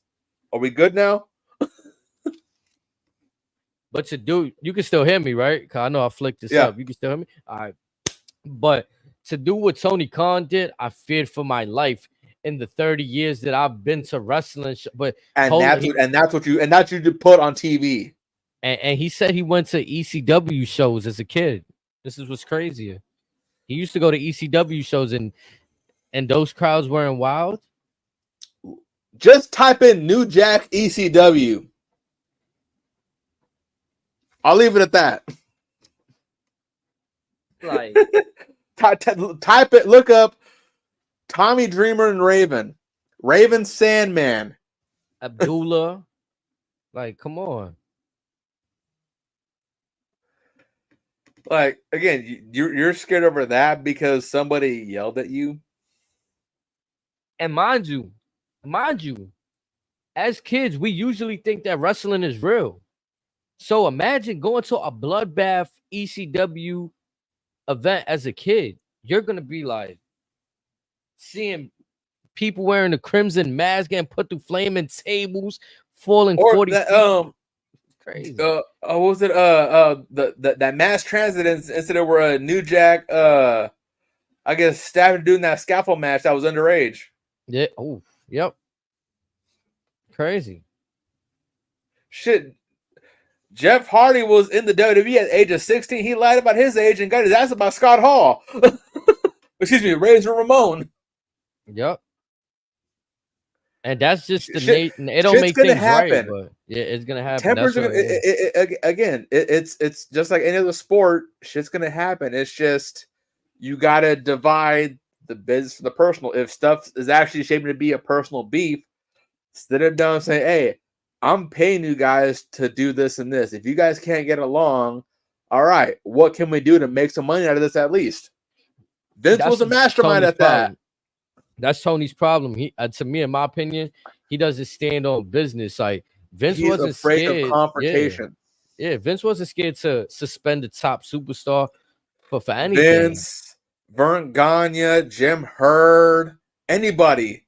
Those tell folks flat out, hey, either I fire you now or you guys can have a match. We can make you guys a fuckload of money. And then after you guys fight it out, it's done. Ain't no more beef. Yeah. Even Austin walked off, dropped it, like, you know what I'm saying, went home and Vince called him back. Like Brock Goldberg, WrestleMania 20. Then they give us some more series of those matches in the future. Crazy. Again, you can't make everybody happy. Ain't nothing wrong with that. It's just, how can you maximize everyone's time while they're there? You don't need 200-300 folks on the roster. If anything, between the 3 shows, you need maybe 100 folks max between all 3 shows, and you can make everybody a star. I just feel like AEW started doing shit too soon. I don't remember TNA's wholehearted history of what they were doing when they first started, but like now with TNA, I want to say again they've always a lot of the old WWE folks kind of went over there. Raven went over there, Ken Shamrock went over there, Macho Man went over there, but it wasn't until like 07, 08 where again Booker T went there, Scott Steiner went there, Jeff Hardy went there, Christian Cage went over there, Angle over there, and Sting was the reason I watched TNA, to be honest. But the thing with them is like, yes, they were like Christian, everyone was at the top of their game, but they also understood that you had Samoa Joe, you had AJ Styles, you had Bobby Roode, James Storm, Petey Williams. But they even had a Legends Championship in TNA, right? So I feel like they at least made sense of like, it wasn't until essentially Hogan got there is when they tried to challenge Vince. But aside from that, they're like, again, yeah, we'll take you guys here, but a lot of the OGs coming in, they're like, okay, there's a whole lot of youth here, a whole lot of special talent here. Let's show them how it was done. They'll learn from us. We get magic. TNA made some fire. Samoa Joe, Kurt Angle, magic. Bully Ray, Jeff Hardy showed everybody how a proper swerve is done when Bully Ray joined Aces and Eights or announced as he was the president. That was the best. I remember that lead up. Scott Steiner and Petey Williams was absolute money. Fuck. Even the early days, Paparazzi Productions, Kevin Nash showing Alex Shelley how to come out of his shell. Rhino, AJ Styles. The list goes on and on. For fuck's sake, Raven and CM Punk. That was a thing that folks often forget about. But you see, TNA, I felt like they cared about Jeff Hardy, story. AJ Styles. I can go on and on. I feel like they cared about story over there. And they weren't afraid to get, yeah. They were about, again, like X Division was supposed to be the next generation. They were all about showing, all right, yes, we have so-and-so here, but look what you guys are going to get to enjoy for the next 5-10 years to come. They were being innovative. To me, AEW isn't really innovative. They take shit and just remix it. It's like music that we listen to these days that got a bunch of samples that we love. It's like a bad bootleg of a chopped and screwed album. Yeah, they just once in a while you might get a song that's okay quality that you might slap on occasion, You But gonna then have that that the whole club album's banger. garbage. You're gonna Yeah. have that 1 or 2 club banger. Yeah. But then the rest Then, is filler. then a lot of songs are the bass is too much, the treble is a little off, the lyrics aren't really lined up with the beat. Yeah, no, I get it, because that's how I look at it for real. I'm sitting there looking like AEW is doing the remix as to where I looked at TNA like, at least they weren't in competition with WWE, but they did their best to be innovative. They gave us a different ring, gave us different concept matches, different belts that led like a belt that was essentially a Money in the Bank. This belt led to you challenging for another belt. Again, I've been watching TNA Impact proudly for the last 20 years. Aside from the brief time Hogan was there, not once have they deemed themselves competition. They're like, we are TNA wrestling. We are our own shit. If you want to fuck with us, come fuck with us. We still gonna be here. We're gonna be showing out. And But that's when why you come here, you will not be disappointed. And that's why I fucked with their vibe. Like, you know what I mean? I just feel like, the masses, whenever you got WWE loyalists that hear there's other wrestling out, they try to monopolize the game and be like, oh, don't watch that. Oh, you watch that, or whatever negative comments they have to say. But when a company like AEW puts themselves in the line of fire and you directly want to compete, expect the criticism. Because it'd be one thing if they're like around this time here, then they decide to start competing. Again, you've been around for a few years or whatever. All right, off the it's gate, good. they wanted to compete. Yeah, off the rip. And now again, I got nothing against them trying to prove that they're an alternative. Again, that's all fine, rainbows and sunshines. However, it's the general perception of the product. I don't even understand that. To me, to be honest, like the alternative. What's the alternative to the NFL then? Somebody wait. What's the I guess the XFL or UFL, what it is now, maybe. I don't know. Like, what's the alternative to the NBA? Rugby, maybe. I don't know. What's like college basketball? Like, what's the G League? Is G League even televised in the country? Like, to me, there's no alternative. There's main stage, and it takes years. New Japan been around for decades. WWE around for decades. Since the 70s. Yes, decades. TNA is reaching decades. They've been around for 20 years now. Wrestling in Mexico is over 100 years old. Historic, prestigious. You got to get there. You got to earn that. Like, you got to earn that. Now, again, I don't know how much you follow Buzz Up Radio, and again, I'm gonna be quoting Bully a lot, but one thing he touched on yesterday was what separates the reason why AEW will never be in competition is for this one factor alone.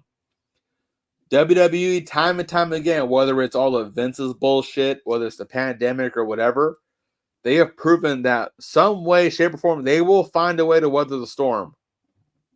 AEW has only proven that they'll just sweep stuff under the rug. Now the ladder is strictly me, but again, they'll sweep it under the rug. They'll say, okay, forget all that noise. We have great matches. We have a 5-star match every fucking show we have. I mean, it's kind of like working for a company. I don't know if you've ever experienced this. I've had the unfortunate experience of going through this where I'm working for a company, and like you said, everything is good. You guys got nothing to worry about. Next month, the business closed. That's what, like, is it like that? Like, you guys might be losing sponsorships. Again, what was it? So far they've lost the Zone, which basically runs boxing aside from HBO and Showtime. They've lost a Latin American production company. I could be mistaken, but I think they've also lost a UK deal with Triller, formerly Fight TV. I'm not certain about that.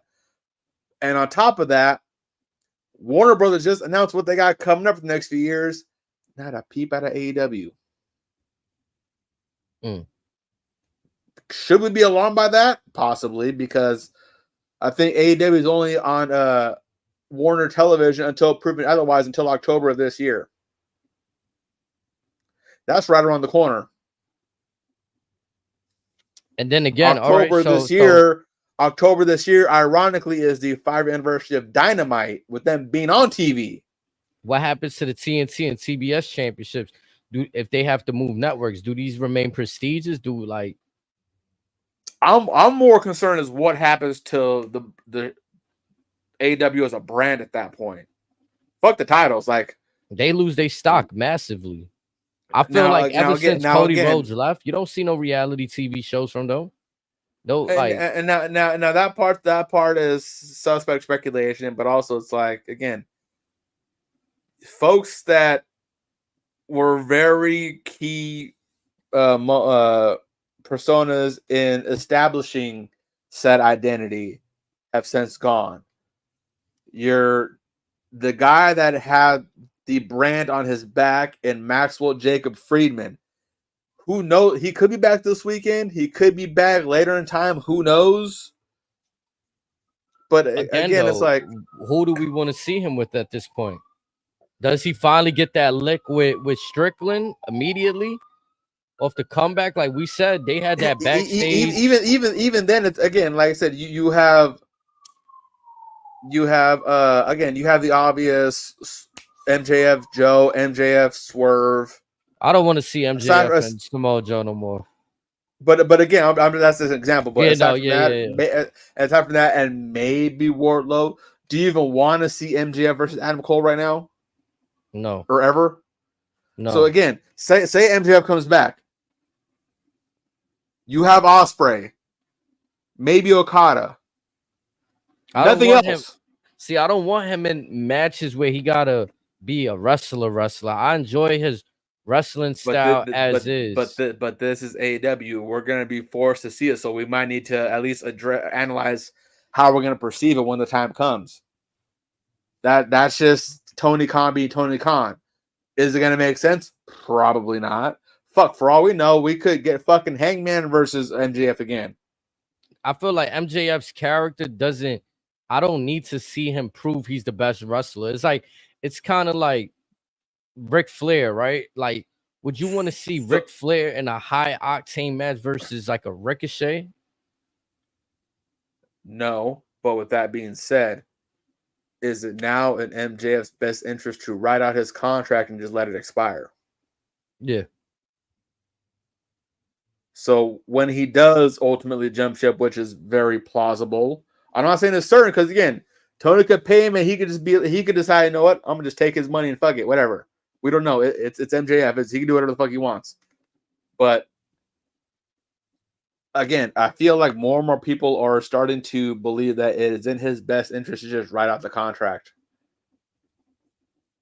Because again, it's obvious he's plateaued with AEW. Yes, you could have him, Ospreay, Swerve, whatever, but they can only do so much if they're perceived like dog shit.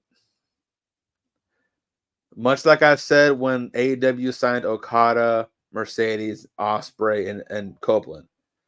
One name doesn't rectify all the damage overnight.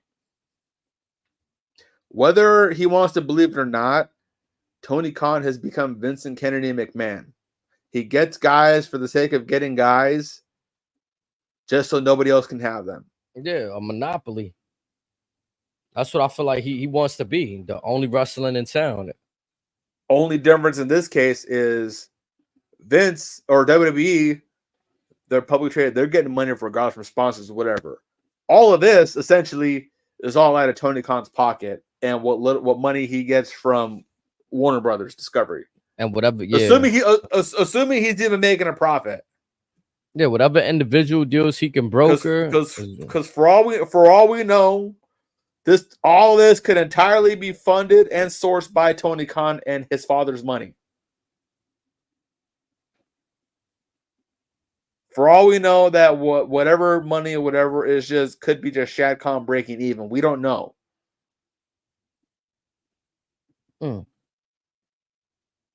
Imagine.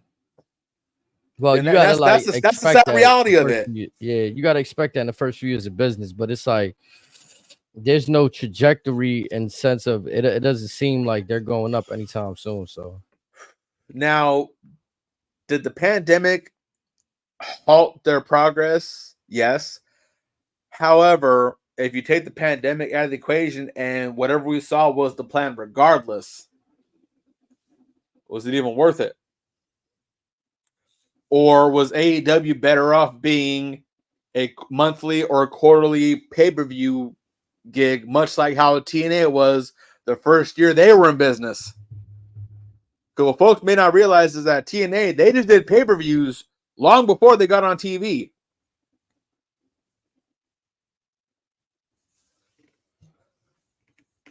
I'm not sure what's the right answer on that one, but I felt like when there was only 4 pay-per-views for AEW, they meant more.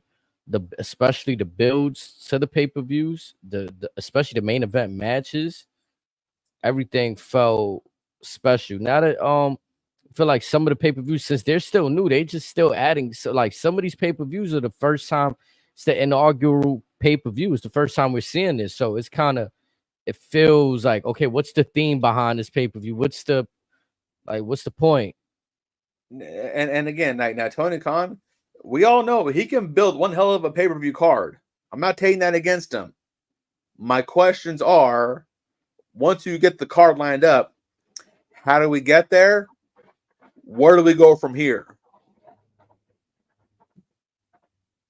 I could see that because that's my biggest question right there. Every time they build it up, because again, much like WWE, the TV builds to the PLE. AEW's case, the pay-per-views are supposed to build towards TV. It's supposed to be the other way around, Tony. And again, my biggest question is after we're done with some of these pay-per-views, what happens? What do we do next? Where do we go? Yeah. What was like again when you put Bryan and Ospreay in this match, and I feel like the trajectories of what they both doing after, it's weird. It's essentially the best wrestler, the best wrestlers in the world. But remember, it was a dream match. It was one for the ages. Yeah. And now you have both of them in the same week in random matches, not gearing towards anything, unless, like I said, Ospreay versus Roderick is certain to happen, and Ospreay scoops that title up off him. Then I can see that. Which likely will happen. In all honesty, I can see that. Because if he doesn't win, if he doesn't take that belt off of Roddy, now again, nothing against Roddy, but again, if Roddy wins that one, then Ospreay essentially doesn't really go anywhere from there, and Ospreay just becomes just another guy. Then now that'd be at the same time, much like with Okada, you put not even a secondary, just a third-rate belt on him in hopes that the name will make the title. And I feel like that's been AEW's story the whole time. I feel they put a lot of titles on people with the hopes to make the lineage prestigious. Right. And yeah, it shouldn't be that way. The belt itself is the reason why we should be going after, because like I said, it takes time. They can't build that prestige in 5 years. That's very hard. I mean, they could, but at the same time, it's like when you're having an eliminator match 1 week, a death match the next week, which will then lead into another eliminator match. You're just going in circles, making no ground.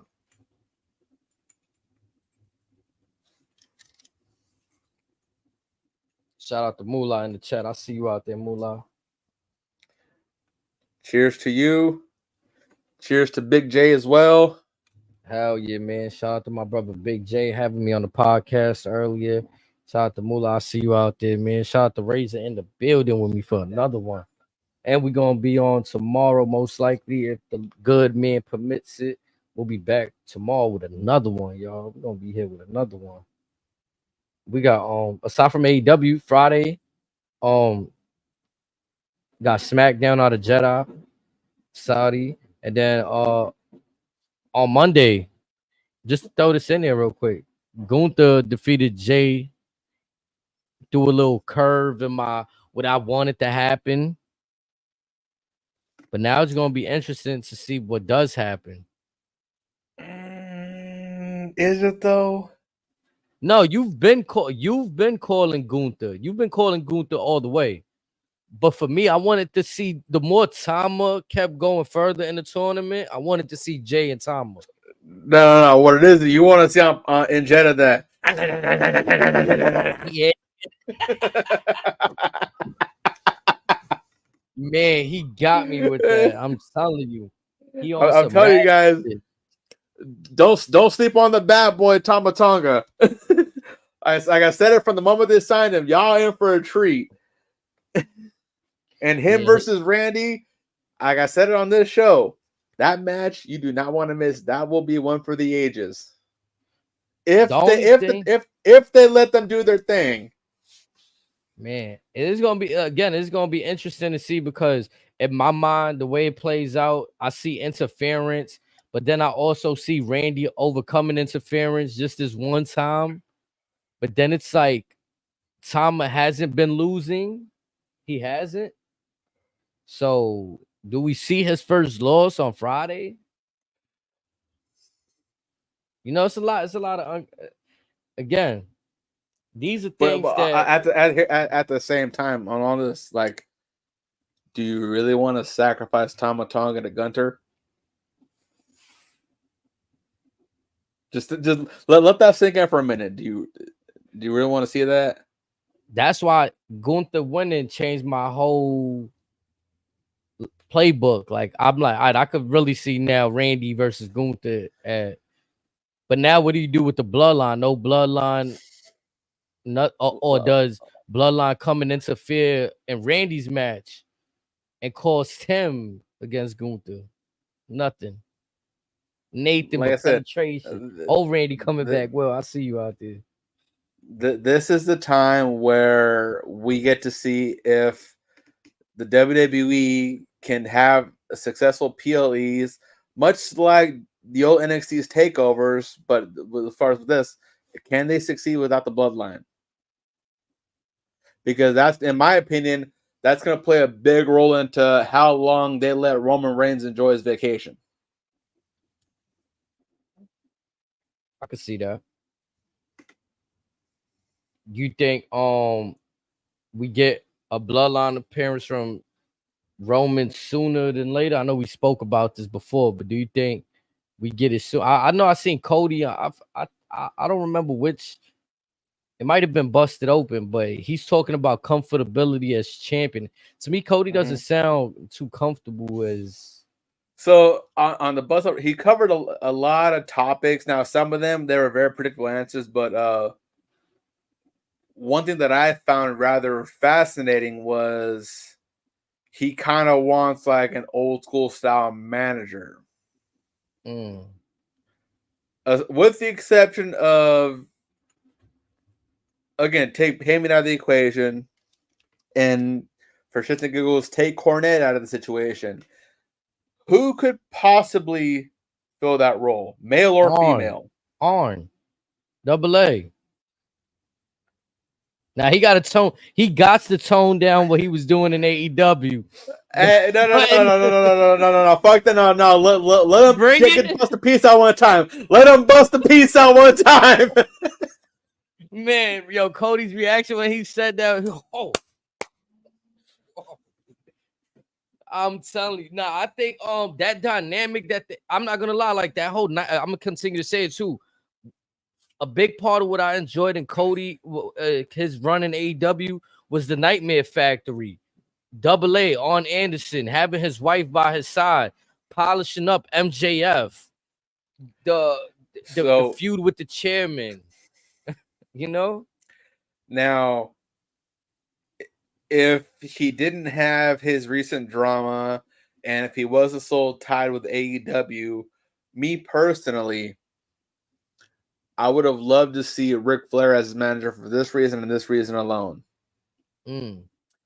Here's your reason. The Four Horsemen? You have now picture this. Cody Rhodes, Andrade, Shawn Spears, and you can insert anybody else as the fourth man. Even on Anderson's son.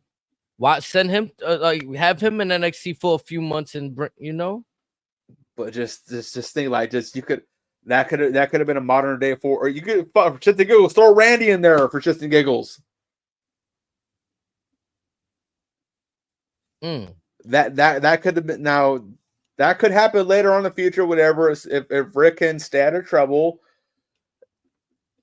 and all that shit. The thing is, though, also for me, Ric Flair, he doesn't have that same appeal on camera for me anymore. Like when I see him, but just again, assuming he leaves AEW, whatever, and he stays out of trouble off screen, just picture the visual of say Ric Flair, Charlotte Flair, Brandy Rhodes, Cody, Spears, Andrade, Randy, not just titled the Horsemen. That'd be crazy. All of them are just all custom suits, whatever, ready to just throw down, beat down. They can all stand and bang. Cody is a heel. I feel like, I'm also with that. I feel like he should have his Nightmare Factory in WWE. I don't know if it has to do with trademarks, copyrights, and such, but or again, there's talks that Seth and Jeff, we could be seeing Ricky Starks there soon. Ricky Starks is good friends with Cody Rhodes. He knows what backstage at Raw looks like. Hey, he knows what the pay-per-views look like too. He was at the Rumble a couple years ago. He knows that crowd again, especially if you go to a France or a Wales. He does the everyone losing their shit. Nah, he's a good act too for sure. And again, he's only gotten better in the ring as well. Because again, I saw his other stuff in MLW going into AEW. He's getting better. I don't know what they got Shawn Spears doing in NXT, but I think at some point, maybe a year from now, it doesn't got to be rushed. They should have an interaction with him and Cody to finally get them, on screen together again. They've been keeping them apart. It's been cool. Another point is, do you even bother having Cody versus Aldis in WWE, or has Father Time passed Aldis? I don't think it has. I just think he's not given. I mean, granted, he just got that freak injury working out. Could be wear and tear, could be age. I feel like that's to be determined. I still think he can go. From the last I've seen him holding the 10 pounds of gold in NWA, I thought he can go. I was very surprised to see him just as a general manager on SmackDown. The reason why I think they'll stay away from him is because I think they did have the round 2 under AEW. Now, again, I'm not. There could be a time where Triple H could just say, well, "You want to do this right here, whatever." But at the same time, it's like, who do you throw in as that SmackDown general manager, assuming all this goes back to in-ring competition? Would you be mad if they bring back Teddy Long just for shits and giggles for a few months until they found a real suitable replacement? I'll do you one better. And this will kind of tie into some stuff we may get in the future. You put Ava Rain there. She gets her promotion. Say hypothetical. Now hypothetical. What comes first, Clash or Money in the Bank? I know we know it before, but is it Money in the Bank that comes after? Yeah, Clash before Money in the Bank. Clash before Money in the Bank. Yeah, Clash before Money in the Bank. Okay, so say in the process of that, all this beats up Cody at post match or whatever, blah blah blah. He'll say he's returned in reaction and he put the warden to give someone his role to GM. In comes Ava Rain. Ava Rain says that She puts out a secret hit on Cody to take him out, and that name comes out to be Nick Aldis. Money in the Bank, we get Nick Aldis versus Cody Rhodes. SummerSlam, we get Cody Rhodes versus The Rock. Or you could have SummerSlam be Cody versus Aldis. And then Survivor Series, Cody versus Rock. I like those ideas because I felt like, again, I always wanted to see where does Nick Aldis, does he just have the Adam? Like I get why they kept Adam Pearce in more of a managerial mode because I think his popularity wasn't, and maybe he was okay hanging the boots up, but again for Nick Aldis, all this he can still go. You can go either way with him. He's very universal, much like Randy. You can go either way with him. We know he can still go in the ring, and he has a very intimidating physique compared to Cody. That's a big son of a bitch right there. Oh yeah, he's hovering above most of the talent. Like it's crazy. And again, he could talk on the mic. He could look like a star. You still have, again, if you want to do the power couple thing, you still got his missus Mickey James as well. If you still want to throw in a little TNA invasion on top of that, because Aldis is a homegrown TNA guy. There's a lot of things you can do with Aldis. Yeah, I mean, and then even if you're not gonna give us those things, right? I would hope that at some point, since AEW likes to give us dream matches, WWE just gives us the little fun matches just because. Give us manager versus manager. Give us Adam Pearce versus Nick Aldis. They've done it in the NWA. If I'm, just give it. But Corey Graves versus Pat McAfee. This novelty fun matches. Now again, with Graves has said he is clear to go back to in-ring competition. With Pat McAfee, on the other hand, given what we've seen recently, I wouldn't mind seeing a little program with him and Braun Breaker. Braun could get annoyed with McAfee doing the put him through a table, whatever. McAfee could come out, talk his shit. Yeah. Because McAfee, folks forget it. That's no small man right there. He's every bit of 6'3", 6'4", 250, 260. I like that pairing right there, actually. Yeah, I'm not opposed to, like, if they're not going to give us some storylines that'd be like, okay, this is it. At least give us some, like, I would like to see these guys have a match. Like, but I think we probably will get something on the lines of Aldis versus Cody, only because, again, Triple H being the savant that he is, he's very much in favor of the history, whether it be the history of a title lineage, one person's history with a certain individual, whatever. Because much like what Vince taught him, that history is what's making some money. Yep. I like the roster that WWE is really starting to put together, because they're really getting a lot of people that we wish that they had for some time to create a lot of these storylines. Now we just got to see if it unfold. We got to wait, like you said, be patient, just let things unfold. Yeah, time will tell. Yeah. Anything else we missed with AEW before we get out of here? Yeah, we've been out here for 2 hours already. Nothing. We'd be grinding it up. You want to run down that Double or Nothing card real quick? Yeah, you got the graphic in front of you. I got to queue mines up. Gotta go look in the DM. Nah, but I got the whole card right here. At least the stuff could change between now and Sunday. But here's as of now, I got about 9 matches on the main card. I don't know if was anything added during Dynamite. Not that I noticed. All right, so I'm assuming these 9 matches are the actual card. Let's see, isn't 9 matches? Excuse me, 8 matches. But match number 1, as Tony Khan likes to dub it, a grudge match. Orange Cassidy, Trent Beretta. Now, Trent's been turning heel. He medically retired Chuck Taylor. This will probably be little match that's in the dead zone, in all honesty, leading up to the triple main event that we'll get to here in a little bit. Man. Or yeah.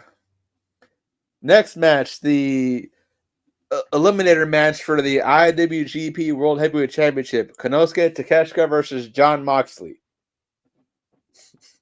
Damn, eliminator match at the pay-per-view. What the hell? Yeah. Man. A number For one a belt that you have no say so over in general. That's insane. Then a match that you're very much looking forward to, the barbed wire steel cage match for the TT Championship. Malachi Black versus Adam Copeland. I am looking forward to that match because I'm intrigued to see like what's like how y'all gonna tell the story. If Gangrel doesn't show up, are you gonna feel some type of way? No, because I wasn't expecting him until I seen the little brood antics that they pulled today. With the bloodbath? Yeah. So but it would be cool if there was an inclusion for sure. Yeah. I think I just found this, so I'm gonna cue it up for you, but you can go ahead and run them down. I'm gonna put the graphic on the screen right here. Yep. And then next up for the AEW International Championship, Will Ospreay versus Roderick Strong. So yep. I guess that is where we lead in with the Now, me personally, I'm looking forward to this match. It's just they veered off significantly from it. Now, chat, y'all gotta understand that I'm a bit old school, right? Now, let me explain myself. I enjoy finding out breaking news because that's part of what we do here in the media and stuff like that. But I do my best to get surprised with anything that I watch related to wrestling because back in the days, that's how it was. I didn't know what was gonna happen the next week. I just had whatever I had to go off of how the show ended. If Undertaker captured Stephanie, we had to see how Stone Cold was gonna get her back on next week's Raw and things like that. There wasn't no Twitter around to give us no hints, no backstage angles. So I kind of didn't know that Roderick Strong was defending the championship against Will Ospreay before I started questioning so much why they were in this tag team match. But it makes a little bit of sense now. Let's see. I got then we Ospreay have for the again, it almost has to be Ospreay in all honesty. Again, if not, then I fear that will damper everything he's worked for thus far. But next up for the AEW Women's World Championship, Serena Deeb versus Toni Storm. Now, prior to this, Toni Storm made her big return talking about how she nearly took her own life because she had her certain demons and she won a couple matches to earn her title shot. And Toni Storm has all but ridiculed her personally. Other than that, this is basically it. Again, I'm sure it's going to be a phenomenal match. Serena Deeb is probably the most consistent female they have on the roster. She can work with just about anybody. Toni Storm is equally as talented. It's just, it's one of those things where don't let it be just a typical 10-minute get in, get out, go home match. Yeah. I think Toni Storm, I'm gonna be honest, she's good. I think she's held on to this championship for too long. I think it's I don't know if Sabrina Deeb is the one to do it, but I don't see Toni letting go of the belt. This is one of the spots where I think we may see either maybe a Mandy Rose or some female that could be a free agent come out, whatever, to challenge. Yeah. Two things I want to get to before we get on to the next match. There is a match on here that I don't see that I think was announced tonight. The FTW Championship, Chris Jericho. That's right. He's gonna face the winner of Hook and Katsuyori Shibata. Yep. Oh no! It's a triple threat because they both pinned Brian Keith today. Yeah, and That's that right. triple threat. Yeah. So they added that match. I guess is this too many triple main event? Man, I mean, there's nothing like too much wrestling, I guess, but it can be. I'll get to that comment in a second, but with Hook versus Shibata versus Jericho, regardless, Shibata is definitely going to take the pinfall. I'm calling it right now. Whether it's Hook or Jericho, Shibata is probably going to eat the pin. That'll just be that could just be subject to the pre-show, much like which I'm sure we'll see Bullet Club Gold once again on the pre-show defending their trios belts against some random fuck off team. Orange Cassidy versus Trent needs to be on the pre-show. As many times as Orange Cassidy was on the pre-show, it doesn't even be associated with the pay-per-view. Put that shit on Rampage and just call it a day. I'm not gonna lie too. Trent Beretta's another one that I feel like he never really found his footing in AEW, like or just like I don't know, like my opinion. Once he left Japan, it was all downhill real quick. Yeah, like I'm not really sold on Trent. Which is the same because he's incredibly talented, and I'm pretty sure, like. I think Tony Nese is incredibly talented. Maybe not as talented as Trent, but you know, there's dudes that have and Brett is another guy that Vince saw no faith in because he was small. Brett went to Japan as a junior heavyweight, earned his cut, went up to heavyweight, started gaining some steam. Yeah, he had a couple injuries here and there, but everyone saw promise in him. He gets to AEW, and the highlight of his career has him being driven out by his mom in a soccer mom van. Yeah, that. Sorry, not sorry. Again, the friends, the best friends, that it was cool. Like you want to, they hug, they got it's a moment in time. It's definitely cool, but to be taken as a serious competitor going forward, it doesn't really help the character, you know what I'm saying? Doesn't help the talent. And again, Trent Beretta, Chuck Taylor were pretty decent mainstays in Japan at the time they were there, especially under Okada with Chaos. I mean, yes, they were Taylor was slightly on the comedy side, but still they could still throw down here and there. They had their moments. I feel like this pay-per-view, you said it's in Vegas, right? Yes, this sir. It's gonna run long on Eastern time. They're at the MGM Grand Garden Arena. Last I checked, I can tell. All AEW pay-per-views are, as Tony Khan likes to say, 3 hours and 58 minutes. This will be every bit of it. Yeah, this is dead. I'd be surprised if they go under 3.5 hours. We're gonna be only done that midnight. Once. Which usually I don't complain, folks. But then you know what that means. That means the wrap up gonna have to come the next night because I'm gonna be exhausted that day. I like to listen to the press conference. Or we get it right then there, right during the media fresh scrum. Off the fresh right with the media scrum. Let's think about it. Unless there's a shock surprise, is the media scrum even going to be worthy? Tony's going to say, "We've had a great run of shows. We have access to an excellent library." Blah blah blah blah blah blah. Sucking cock here and there. Blah blah blah. I'm calling it. Whoever's on the media scrum just came out of a vicious match. They sitting there injured. It's most likely gonna be Darby.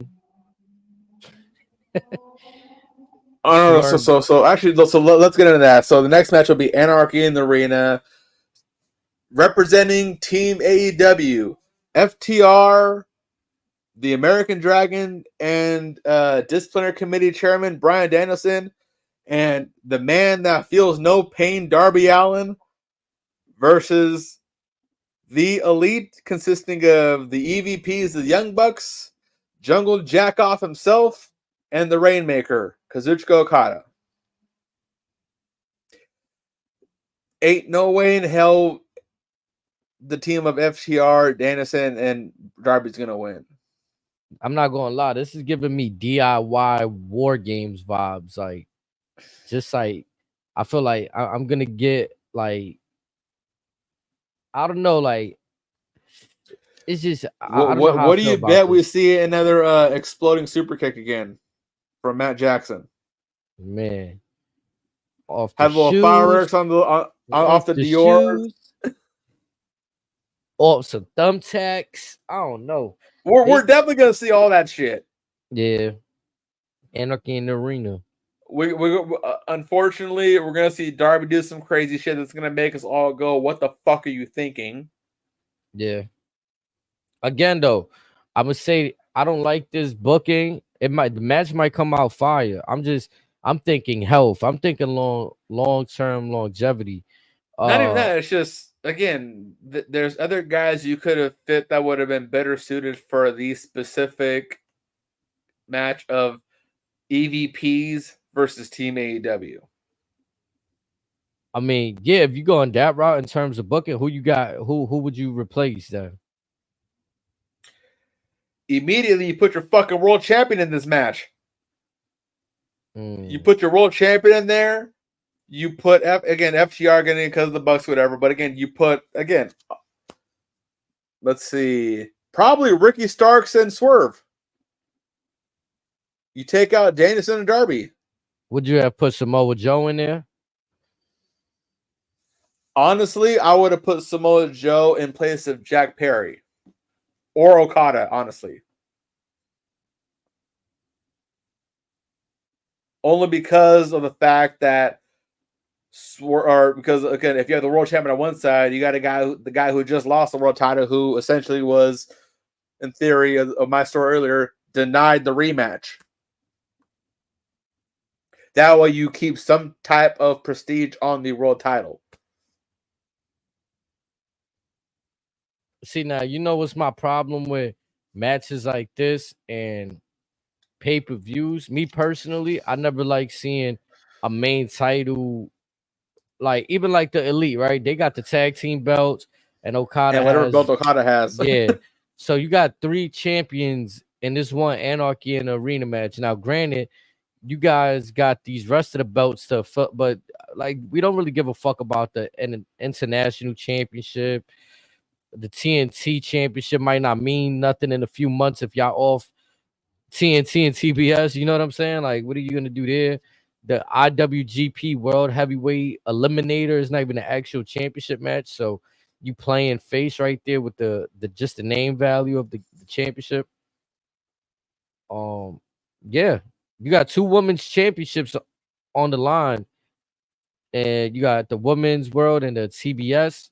So yeah, I'm not for the. I wouldn't want Swerve the main. I understand why you would put him in that match, but I don't like. Even when Roman Reigns had to do like certain triple threat, I mean not triple threat. The Roman was in the War Games match when Sammy turned on KO. Yeah, like when he had to do those matches, I wasn't really a fan of that. I'm gonna be honest. Now the outcome is compelling to watch. Like, okay, what are they gonna do? But here's why it was compelling, because it lined up with what the ultimate mission was. Right. This Anarchy in the Arena is, again, I'm convinced that this specific lineup of guys in this match is only because of Mr. Phillip Brooks. This match, now Anarchy Arena was probably gonna happen regardless, but it probably would have been 8 completely different guys in a random fuck off match. Hell yeah. But because Punk decided to speak on AEW, that's why the Elite's in this match. I mean, I'm thinking that right now. I'm looking at Okada and I'm looking at Perry, and I'm thinking, well, what if Okada never signed to AEW? What if he decided to go WWE or just stayed in Japan? That's one you don't have there for that. Again, like I said, if the plan was to have Perry and all along, again, assuming Swerve's on the other side, throw Joe in there, because again, like you could have argued that Joe was denied the rematch for this very pay-per-view. So he wants to get his one up on Swerve to tell Swerve, I'm gonna beat you so bad you got to forfeit the title. Kind of like how Drew McIntyre, he wanted to join these guys just to beat him. I forgot who he had joined when he linked up with Judgment Day. Yeah, with the Judgment Day. Facts. Yep. Yes, sir. So I could see that Because situation. Joe could have been like, the enemy of the enemy is my friend for this time and this time only. You guys are getting me to swerve, so I can put the pause on Swerve. When this match starts, Swerve is mine. Y'all can do your other shit, but this motherfucker is mine. He gotta run my ones real quick. I got a hot take right here, right? Because I'm gonna Fire get into away. the next one. Do you feel like we need all of these women's championships across everything? I mean, even WWE. Well, I'm answering both of them separately. On the topic of AEW, solely with the women's title and the TBS title, had there been two entirely different brands? Yes. In this Correct. instance, no. On WWE side, I'm okay with one women's belt and one set of tag belts. Because again, you can have, I'm sure, and now I'm talking about one set of tag belts between Raw, SmackDown, and NXT. Like how they originally had it. But Because again, NXT if got their own NXT, tag belts, right? but Or did they go away with possibly, but again, I would have one set of women's belts that would travel between Raw, SmackDown, NXT. That's Yep. it, and then one women's title. That makes But a lot again, of let's get it. Let's get into the second of the triple main event. Mercedes Moné making her AEW in-ring debut after a near 2-year hiatus for her breaking her own fucking foot, falling off the ring versus her opponent from that match from Battle in the Valley 2022, Willow Nightingale. What's your thoughts on the setup leading up to this match this weekend? I mean, I really didn't care for it. I give them the effort. Like they doing their best to make something out of it. It's not grabbing my attention, to be honest. I don't feel anything. I don't feel, they say wrestling is supposed to make you feel. If y'all want me to Okay, lie and say I feel things I don't, then I'll be lying. I'm not gonna so lie to okay, y'all. I don't so feel anything. here's my quick question for that statement. Would things have changed had they saved Mercedes' AEW debut up until, say, 2 weeks ago? Would that have made things a little bit different, made things a little more fresher? Knowing what we've seen out of her since then, since her debut at Big Business. Yeah, I can say that. I feel like we've seen too much flirting of her coming to AEW, and it didn't have that same impact of the CM Punk debut in Chicago. To me, it didn't have the same, like, yeah, she got Okay, love. so I mean, honestly, that part's kind of not fair because again, Punk was out the game for 7.5, 8 years. That's kind of not fair to her, respectfully. I'll argue the fact that again, since they had her at Big Business, all they've really displayed is Okay, I mean, even all right. So to argue that Edge's debut was better. Yeah, we can argue that, definitely. And he was just fresh off coming off WWE. Like, we just seen him. It's not like, oh my God, he's been gone and we aching for him to come back. That nigga was putting on bangers in WWE before he got out of there. Yeah, and he left because he wanted to be something more than a mid-card guy, and look what he's doing now. Yeah, and I felt like their introduction to how they had Edge come in at the end of the pay-per-view right there. Like, just when you thought it was over, the mats are rolled up. You know what I'm saying? Christian's getting his on this. Whoa, like, you know what I'm saying? Like, you just hear the Edge song, like, he's like, oh shit. Yeah, because again, when I heard Metalingus on an AEW pay-per-view, I was hype as shit. I remember spilling my drink, so I'm like, ain't no fucking way they're playing this song. Right. And maybe again, it's not fair to Mercedes. They can't obtain Sasha Banks' theme song. But again, here's my thing with it. Like, since her debuting at Big Business, now this is just my opinion based on me watching her these last few weeks, a couple months. The only thing they've displayed is that she at this point in time, now this could be Kirby out of the game for a couple of years, who knows? But right now, she has shown that she is unable to speak on her own. She needs guidance. She needs a script, for lack of a better term. I mean, I She can can't see that. she can't just shoot from the hip like she thinks she can. Or maybe she could, she's just rusty. But again, like so far, again, this has been Willow coming out of her shell, elevating herself, while having to carry someone who's a former multi-time WWE Women's Champion. Mercedes is supposed to be carrying Willow, not the other way around in this. Right. This is supposed to be the boss, Sasha Banks, one of the 4 horsewomen.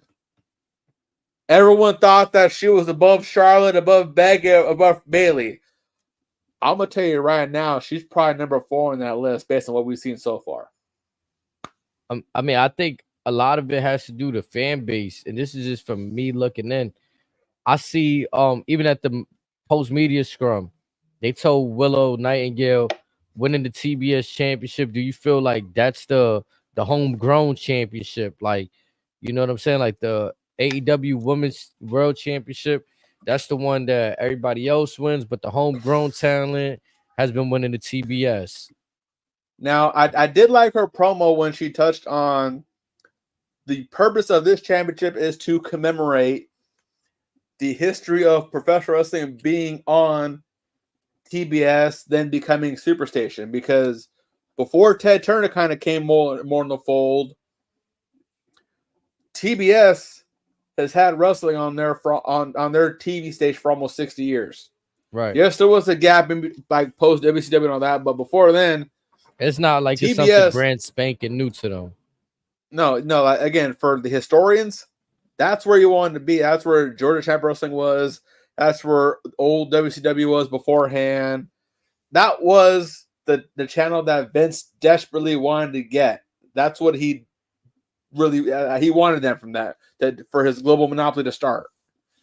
Again, for a little history lesson, look up Black Saturday, or to fast forward and watch the last episode of Dark Side of the Ring titled Black Saturday. It'll tell you all about that shit. But like TBS as a whole, as a network, was one of the mainstays for professional wrestling on TV for cable.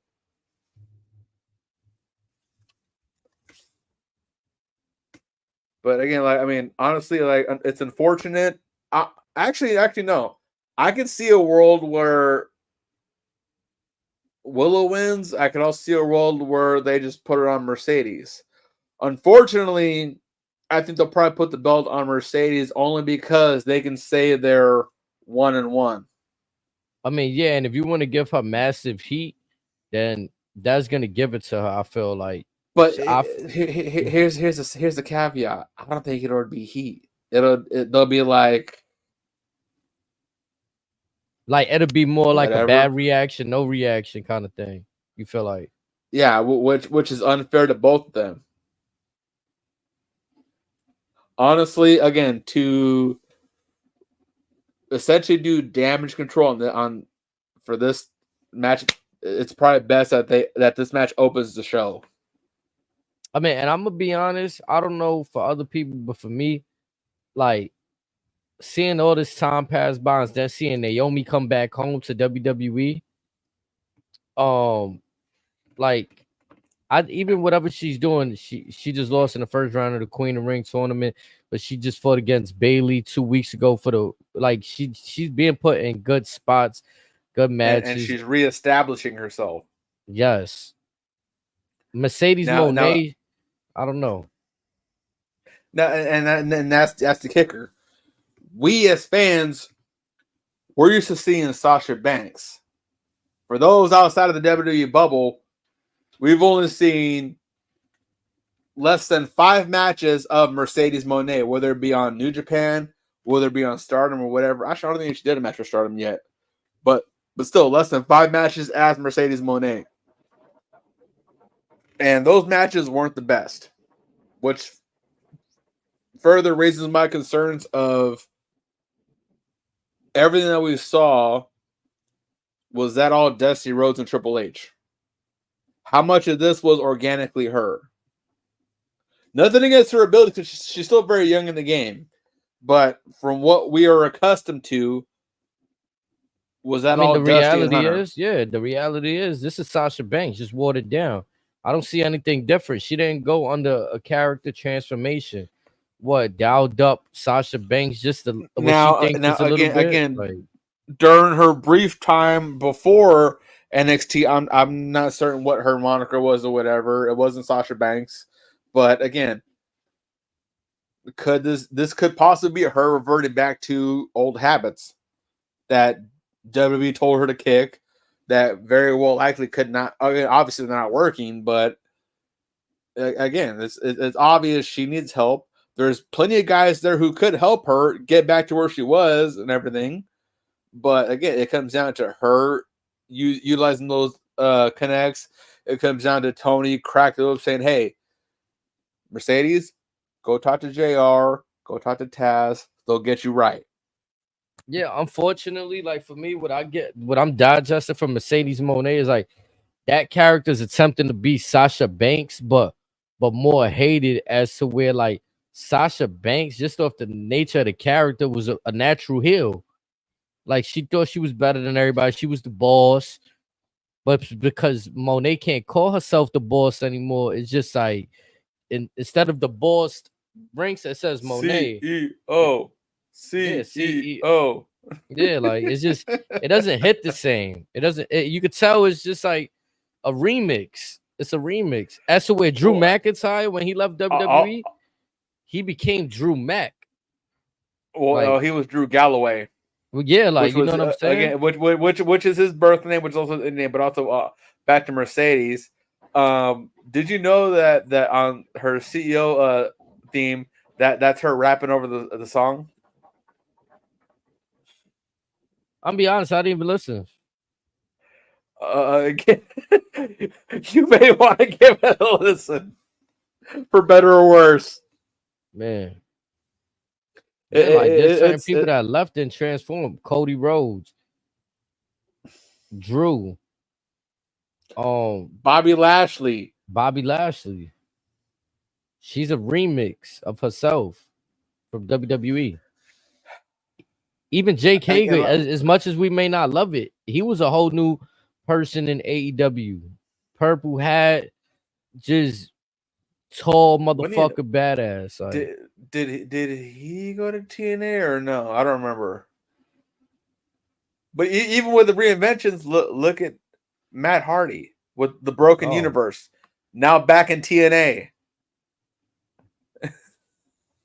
And then look, like, all right, to that point, there's some people that play the greatest hits, but they afforded the luxury of like Jeff Hardy. Jeff Hardy's always going to be Jeff Hardy. Face paint. He can use his name. He goes out there. He's Jeff Hardy. I revert back to Heath Slater and Rhino in TNA.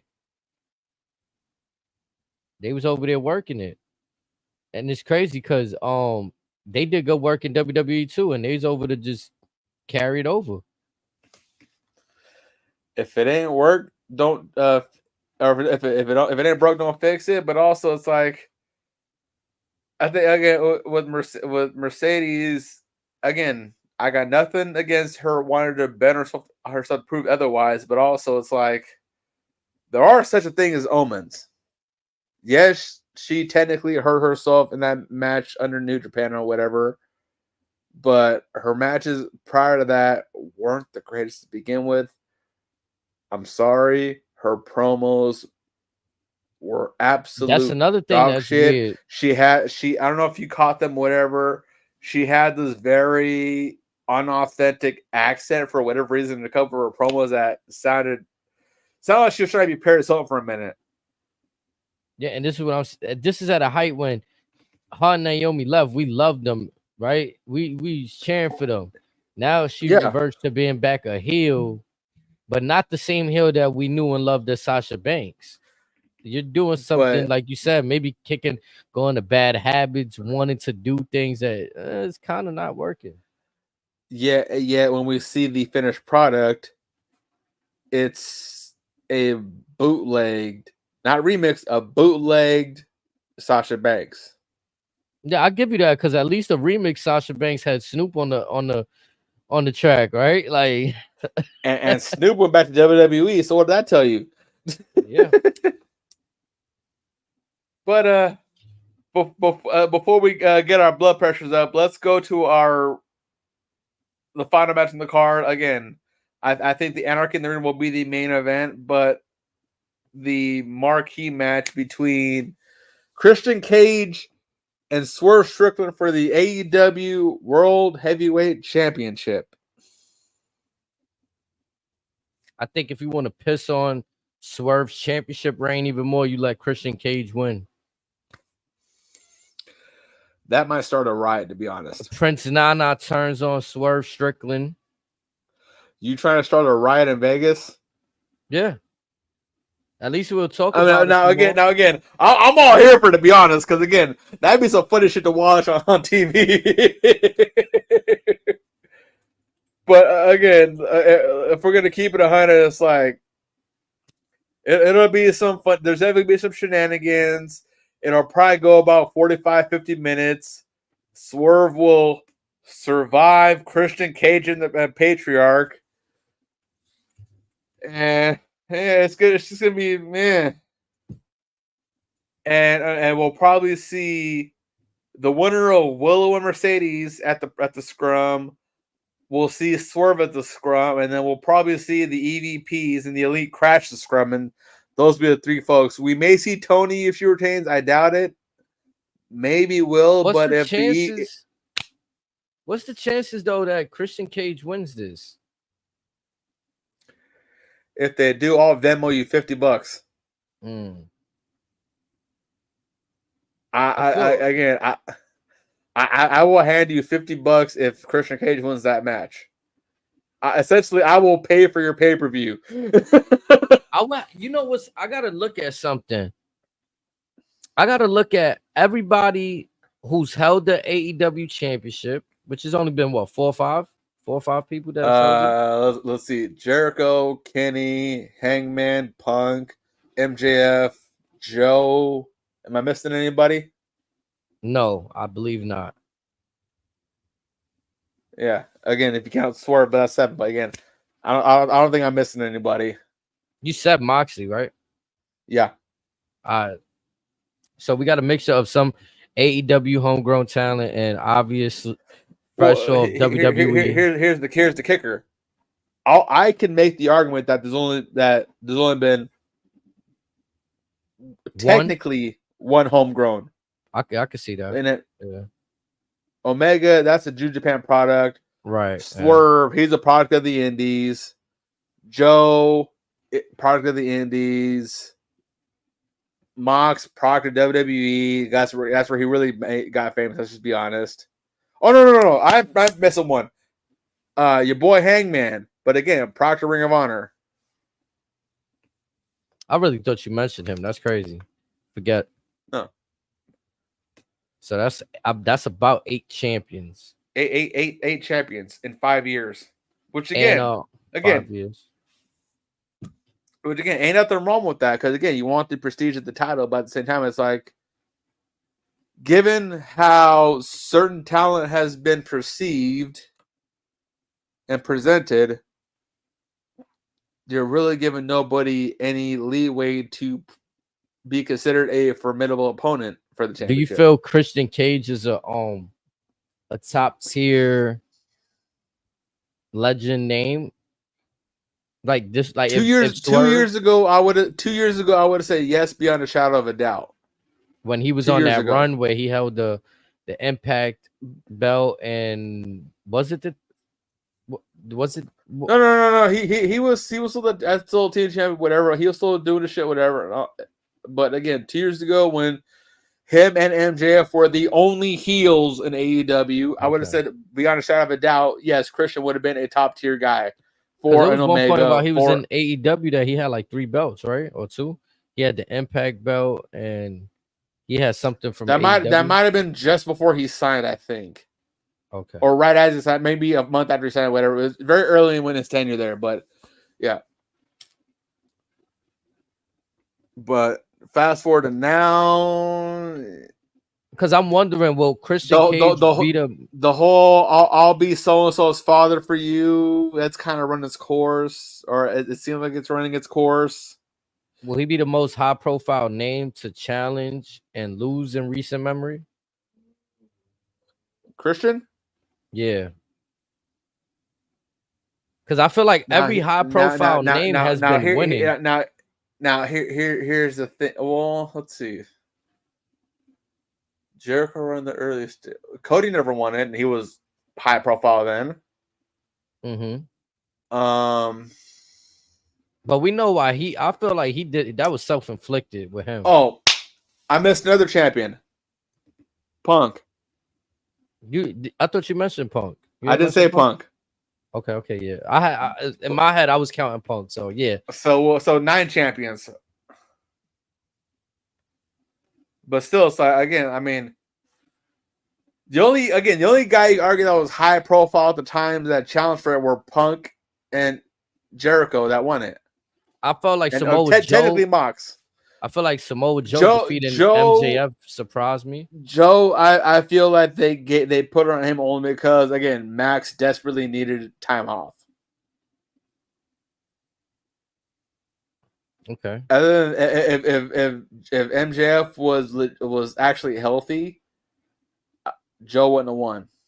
Maybe Kenny Omega too when he lost, right? Kenny had challenged MJF. But here's the thing: Kenny's been battling injuries since he left Japan. Too, And like, even when he beat Jericho, he was hurt, and it's like, and I would honestly I wouldn't even consider Kenny higher profile because again, aside from the New Japan stuff, no one really stateside whatever kind of knew of him unless they followed Ring of Honor or TNA briefly when he was there.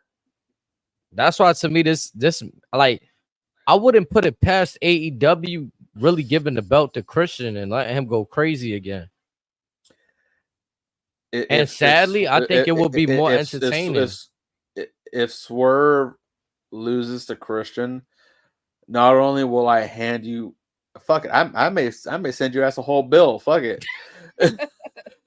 But it's like again, Christian has lost so much steam. Swerve, you kind of need MJF back. Yes, again, you still got the run back with Joe. I mean that whole world title situation, it's in a no-win situation. Because what I'm thinking is, do you build a new embassy? Let's play devil's advocate real quick. Say Christian wins. Who's the next opponent for Christian? That's not Adam Copeland. Swerve. Why? Rematch. Why? Because Joe didn't get a rematch. Christian, that's true. Christian ain't gonna win clean though. But again, Joe never got a rematch. And MJF technically hasn't got a rematch yet. MJF makes more sense for MJF makes more sense for Swerve than for Christian. And you know why this bothers me? No rematch on championships, but rematch on regular feuds.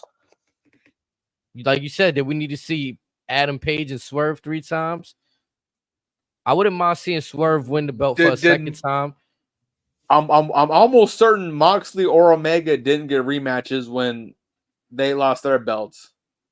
No, I don't. I don't think anyone's got a rematch for the world title when they lost their belt the first time. Except for maybe Hangman, maybe. Not even. I don't even think Punk. They just gave him a different show with the belt. Punk never fucking lost the belt. If you want to be politically correct. That's what I'm saying. They never even gave. You know how in wrestling they'll do the unification. They didn't even give him that.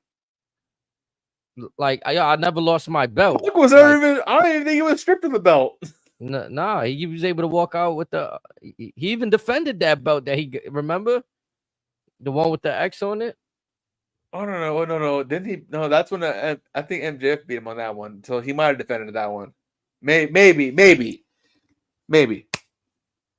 But MJF again, beat him for the belt though, for the strap.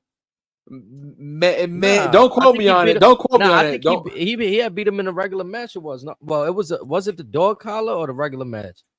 That was long before it. That was long before. Way long before. So no, I don't think anybody that's lost the belt has gotten a rematch. Except for maybe Hangman, maybe. And even so, I think when he did, I think it was more like a fatal 4-way or something. Wasn't it like Probably. It was a match with Adam Page, And Darby this is my Allin, Guevara. this is kind of one of my issues with AEW as a whole. It's like there, aside from the actual singles matches, if it's a multi-man match that's supposed to be considered a big deal, can you remember all the participants? So, for example, can you recall everybody else that was in the match where Dante Martin broke his leg taking that Canadian Destroyer off for Pentagon through the table off the ladder out of the ring? At Ring of Honor Final Battle. I can tell you this Final Battle, that's about it. I didn't remember who won that match. They should have the bed with the whole idea of the 4 pillars.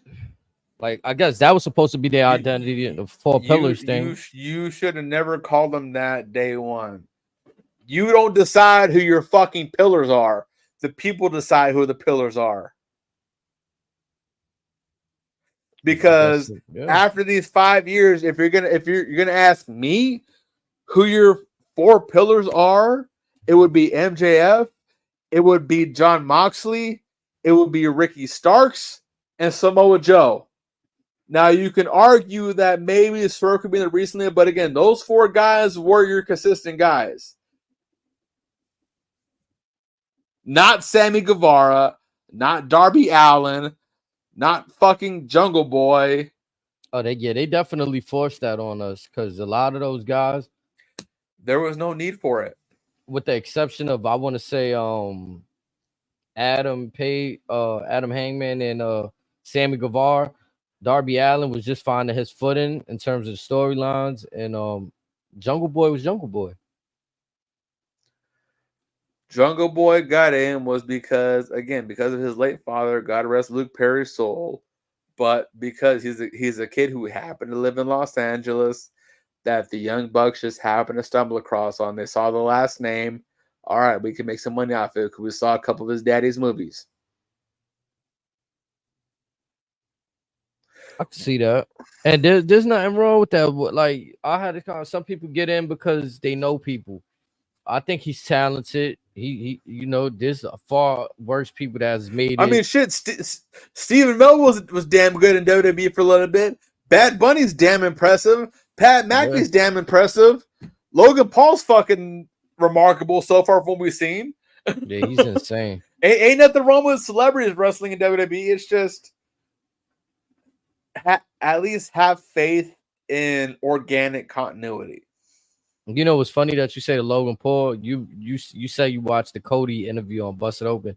Remember, I was talking about the contract signing, how I enjoyed how that made Logan Paul's character look a little bit more. And Cody had mentioned it. I just thought it was funny, like hearing that shit. I was just like, wow, like it was that little nuance hit me, and for Cody to just mention that, it's just like you say all the time, paying attention to detail.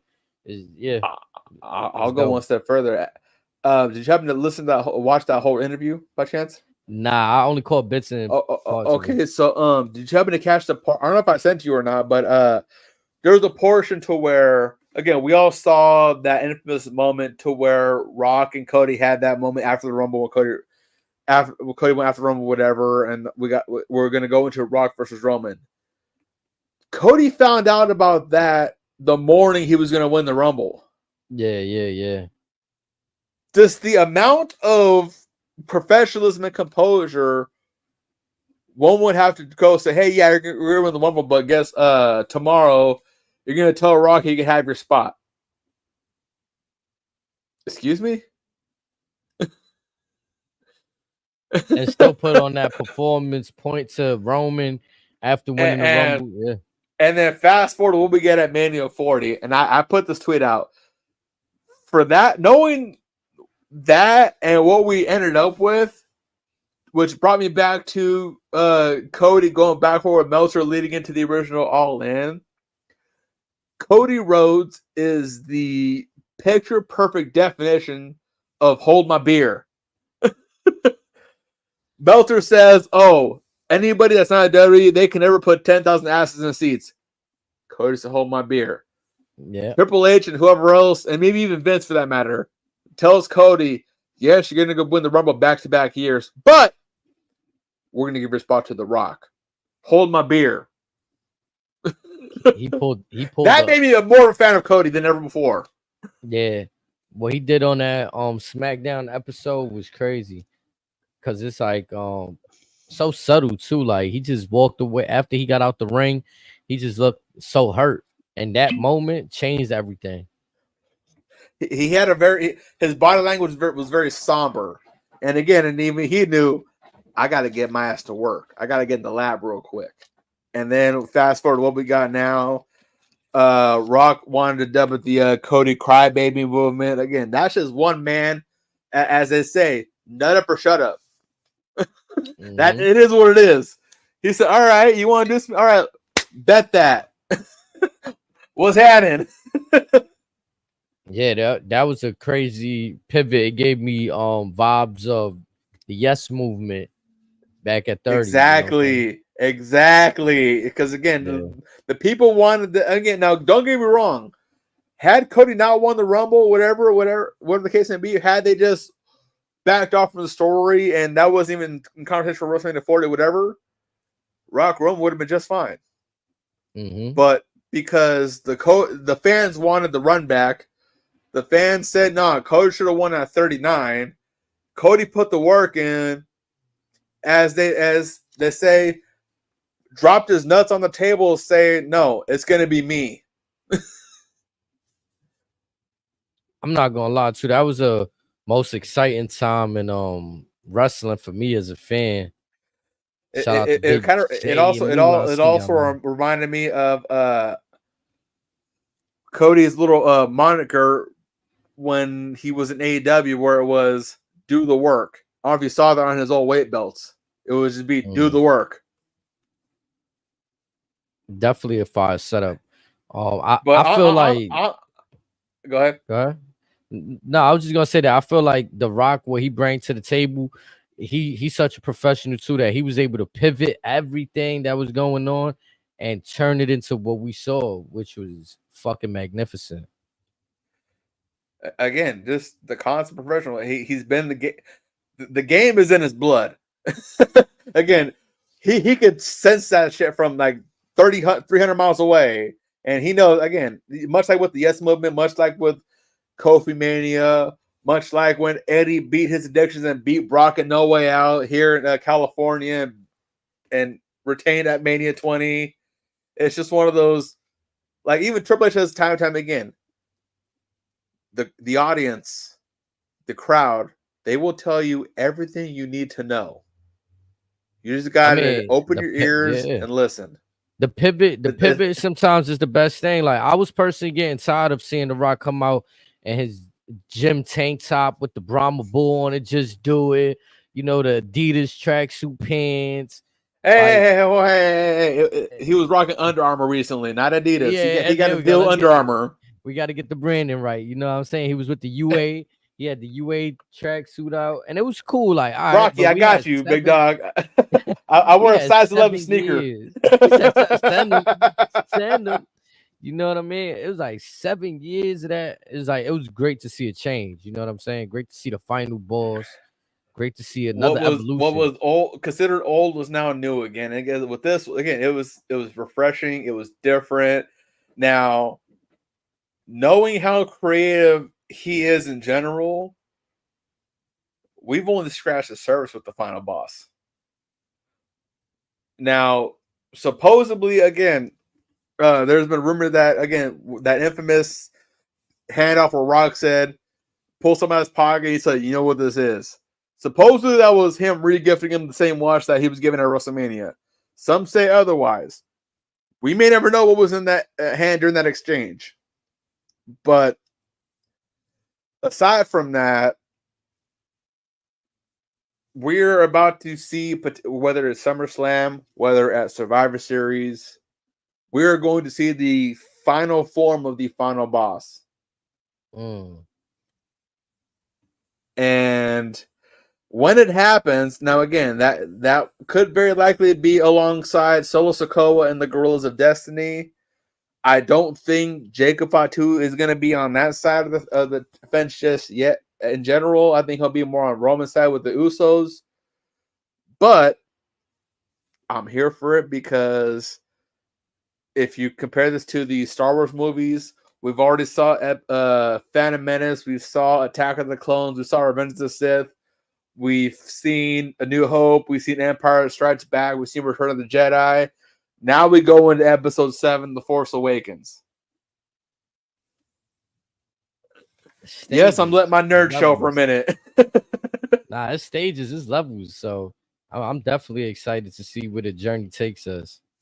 And again, and for what it's worth, that's probably the identity between AEW and WWE. WWE is more the cinema side, more of in capturing the moments. And I'm gonna touch on that here in a quick minute before I get to that. But also, like AEW, it's more of the general wrestling. But with the wrestling portion of it, they're trying to go around the small attention to detail, and many of the smart fans, the smarks, are noticing the gaps in attention to detail. But again, if they just pay attention to those minute things, AEW will be just fine.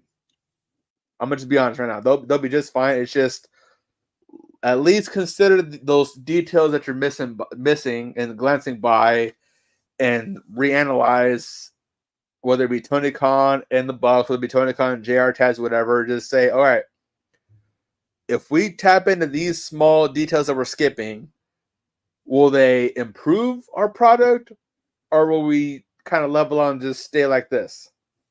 The jury's out. We shall see. Me personally, I think that if they focus on those small details, they'll go from this to this. I definitely agree with that. But back to the WWE cinema part. Let's see, where was I going to go with this? Let's see, there's a couple of points I wanted to make. Which one do I want to start with?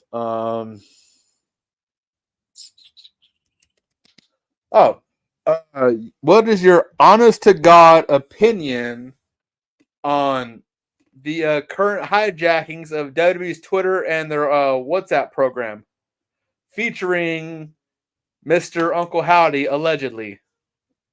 Just from a business standpoint, I think WWE is smart. They're showing partners that they drive engagement, interactions to their platform like no others.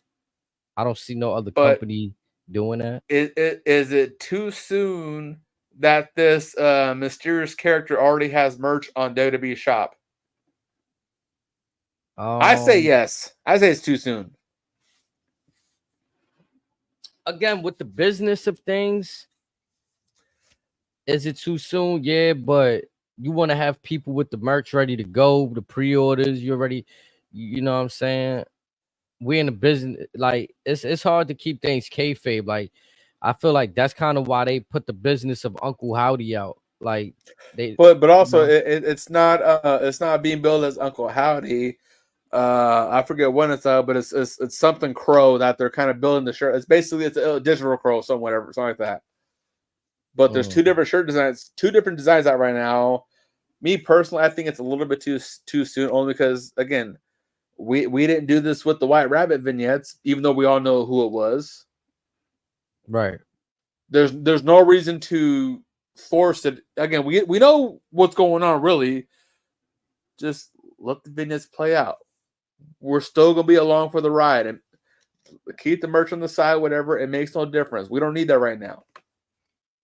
Yeah, I mean, yeah, I could see that. I think they just trying shit too, because like you said, it's the first time we see that where they giving us a reveal of something, giving us some merch before a debut actually happens. So we can see what's the turnout for them. Yeah, but this is one of those rare times where, again, I would say it's a rare time, but again, it doesn't add any more appeal to what's going on with the vignettes. I think like if they did any kind of study that says people want this, people just want to be closer to. Folks are always they're always going to say yes to more merchandise if it's a nice design, but it's like it doesn't add anything to it. Also, on the topic of Uncle Howdy, how do you feel about the Fireflies essentially accepting Jey Uso? I mean, And JoJo JoJo basically giving her blessing. I thought that was kind of a cool moment personally. nah, it's definitely dope and cool. I think a lot of people trying to make that specifically something. I've seen a lot of people wanting Jey Uso to be the first victim of like Uncle Howdy, or I you haven't know what heard I'm that saying? yet. That would be kind of entertaining. But again, it comes down to much than what AEW is like. How do we get there? Yeah, And it's all based off the tweet. and personally, just my opinion, Wyatt 6 or whatever it's going to be called in the future, that has no business with the bloodline right now at this moment in time. Now things could change post Mania, but as of right now, they don't that idea of a faction doesn't deserve to be a subject to being just filler. Because when that actually emerges, it's going to be special. Yes, the crowd is going to say, "Put the rocket on him right now," but again, for what it is and what it could be, much like with Bray and his stuff in the past, it's going to happen organically. Let it happen naturally. Us as fans, just enjoy the If you ride. got Just your enjoy the phone vibe. handy, check it. I just sent it to you. Somebody has sent this to a I group got that chat in the that I'm Firefly going. yeah, yeah, there it is.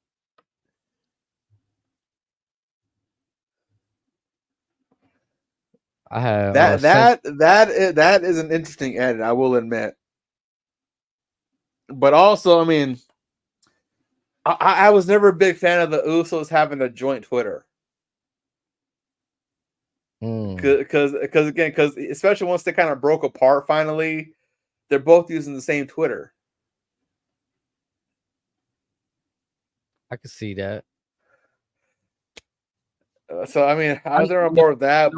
I never really noticed that. Yeah, and then I think the Young Bucks is the same way. It's like they both shared the same Twitter account. It's like, again, even much so when the theory brought say, "What if you guys break up?" It's like, are you going to use the same Twitter? Yes, we now know this. It's like, why not just make your own shit from the start? Yeah, right. Yeah, I can see that. Or once they say Jay and Jimmy, for example, once they split up, why not close that account? Make your own accounts. Something. They'll Leave that definitely one get dormant till you reunite. Anything. yeah. Attention to, like with AW, attention to detail. Oh. Nah, Because sure, again, say main event Jey Uso made his own Twitter or whatever once they broke up, they could have easily said, "Oh, he gained X amount of followers in 24 hours, making him the fastest rising, whatever the fuck, whatever." Since they're big on statistics or whatever, just small things like that. So when we got the Jay versus Jimmy match I made a few months ago, you could have then argued that Jimmy was jealous because of Jay's rise to stardom, whatever, as opposed to the bullshit we ended up getting. It's the little things. the little I sound like a broken record now. Nah, we driving it home for them. We gotta let them know. Definitely gotta let them know right there. But yeah, I think we got everything, man. We got Saturday coming up, so Sunday. I mean, that's when I'm so used to WWE PLEs. I said Saturday. Sunday is the pay-per-view for them, right? Oh, also, I was hearing some shit that AEW is considering going back to Saturdays for their pay-per-views. I'm not surprised with the announcement of WWE potentially moving to Sundays. Not surprised. And then the other topic that we didn't really cover yet was AEW pushed their all out pay-per-view a week. So it's not going to be Labor Day weekend. You said it's not? It's not. All Out will not be Labor Day weekend for the first time ever. Oh, I think I seen the because someone got to Tony Khan, whatever, stating that the timing was too close to Wembley.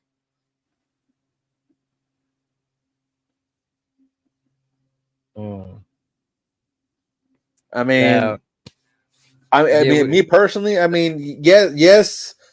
Tony Khan moved the Wembley show for Taylor Swift, but it's like the All Out. Essentially, that was basically your flagship pay per view. Like, if I'm Tony Khan, whatever, leave that where it is. That's just me. I mean, there's got to be. There's got to be. Well, like I said, they were worried that a lot of folks, because I don't know, I remember last year, whatever, AEW did like 3 pay-per-views in like 5 weeks or whatever. And so like I said, they already had to push the initial all-in date for Wembley because of Taylor Swift. Now they're pushing back their flagship pay-per-view because it's too close to the date of the Wembley show. Once again, this is AEW trying to appease the small market of the internet fan base.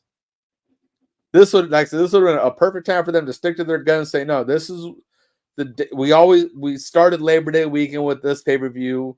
It's going to stay on this day.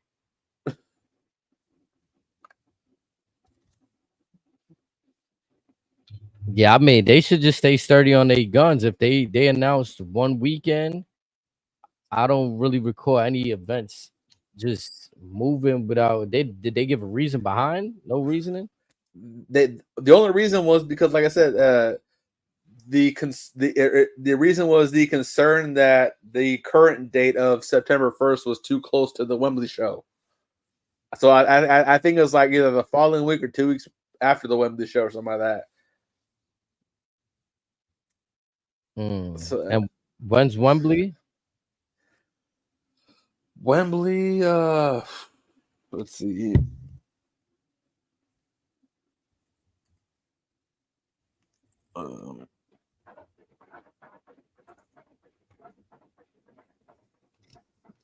Wembley is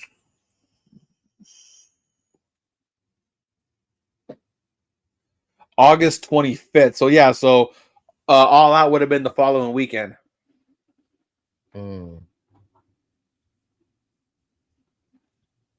Okay. All right.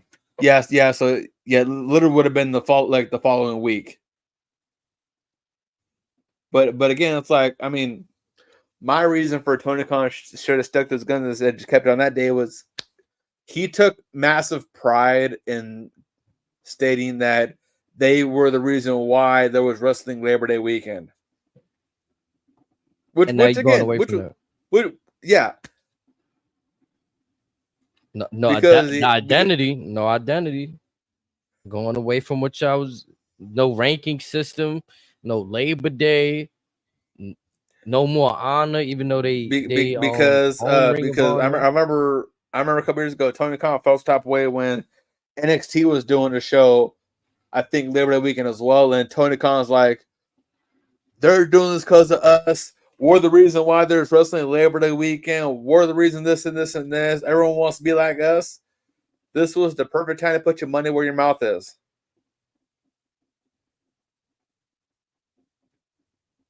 This was the perfect time to do so, to stick to your guns.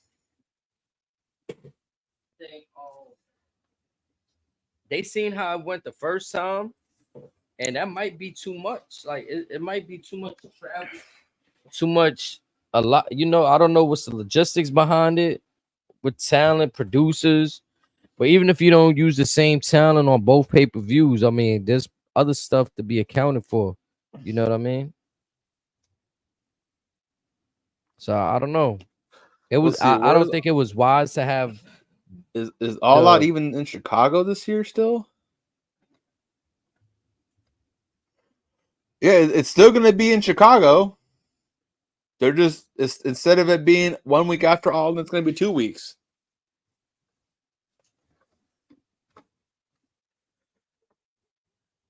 So again, I mean, as I said, that they've a couple times they've done 3 pay-per-views in 5 weeks, whatever. They were happy about that. Why is now any different? Why should now be any different?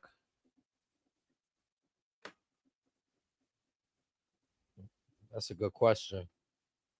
I'm trying to see if WWE got any shows in September that or PLEs that are significant. I don't see anything though. The latest I see is Bash in Berlin, August Yeah, 31st. like I said, AEW's next PLE in the United States isn't until the like mid to late August. Oh no, whenever SummerSlam is. But yeah. Yep. But yeah, other than that, it's strictly a European show, so then that can't be the reason. I know Tony Khan's not sweating TNA or MLW. So other than making Dave Meltzer happy and the internet happy, why change the date? What about the folks that already bought tickets for that event? What do you do about them? What if they can't make the following weekend? Yeah, and what day does that Labor Day? It would have been what? Like It would have been the first of the month. Right. And WWE gonna be in Calgary, Alberta, and Edmonton. Yeah, they're gonna be in Edmonton September 6th, Calgary September 9th. So where's WWE gonna be on the 1st of September? Yep. WWE has no Chicago shows that I see over here for September. So yeah. So again, aside from making the internet happy, or at least Dave Meltzer happy, there's no reason for pushing the date back.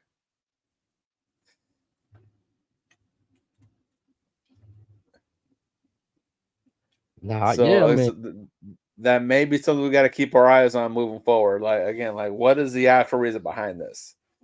No, yeah, and I already know you got a better eye than I do. You know what I'm saying? So you gonna keep an eye out and send me that news, because I know you had sent this to me. It was either this or I seen it somewhere else, but I seen that news, but I didn't bother to like take it serious enough that like it wasn't relevant enough. Like, I was like, okay, yeah, they moved the. But now that we're talking about it, I was like, oh yeah, I do remember last year people made a fuss about it. Like, you know what I'm saying? I don't think it was. Oh, it might have been that because because it was All In, All Out, and another show that they had on pay-per-view. It might have been a Russell Dream. Yeah. But yeah. I mean, again, yeah, granted, the 3 pay-per-views in 5 weeks, that's a lot to ask for, but it's like, I mean, you made it seem like you were proud of doing it, and like, again, like, why is, aside from the timing of the other sponsorships doing whatever, whether it be DAZN, Triller, everything else, aside from that being plausibly in effect, like, why do this now?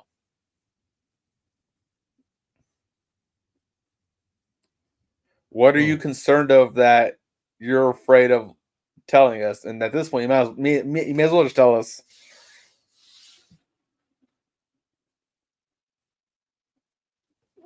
I don't know. That's a good question. Wish I had the answers to it. We shall. But yes, I mean, like, but back to WWE, is this the first time SmackDown's gonna be in Saudi Arabia? Yeah, I believe so. I don't remember, and if they've had an episode, I don't recall, but this is gonna be the first one that I remember. I think in years past, the SmackDowns, even the Raws, whatever, if there was a Raw, they'd have been pre-recorded. Correct. So this is gonna be different. That's why I'm intrigued to see what goes down Friday and Saturday. I want to see one. I want to just see the crowd, how they are. Then, secondly, obviously everything else we've been invested to, storylines, King of the Queens, and everything else that's going to lay out the pay-per-view for us. Is the card for the King Queen of the Ring out yet or no? I believe unless they surprise us with a last second match on Friday, I believe everything should have already been shaped up. We got Becky Lynch defending against Liv Morgan, if I'm not mistaken. You're gonna have the Queens of the Ring finals, the Kings of the Ring final. I got the card up that was as of 18 hours ago. Cody Rhodes versus Logan Paul for the Universal Championship. Sami Zayn, Bronson Reed, and Gable in triple threat for the IC belt. Becky and Liv for the women's belt. Gunther versus either Orton or Tama. And then Lyra Valkyria versus either Bianca or Nia. Now that's the one match that we didn't quite get into yet as far as I guess the intricacies of Bianca versus Nia. That's we've kind of seen glimpses at the past. Is this the time to try to I mean, how do we even approach that match? Because that match, I personally feel that should have been more of a pay-per-view match than winner goes on to Saudi or whatever. Jade and Nia Jax. No, this is Bianca. No, this is Bianca and Bianca. Oh yeah, Nia. I forgot Jade lost to. Said Bianca and Nia Jax. And also before we get into that, I want to ask you this: like, whether it's because Lyra, she's had somewhat of a mediocre rise since she got called from the main roster. If it's Lyra versus Bianca versus Lyra versus Nia, does your response change on who wins the match for the Queen of the Ring? I think Nia Jax is taking it all. Really? Yeah, I think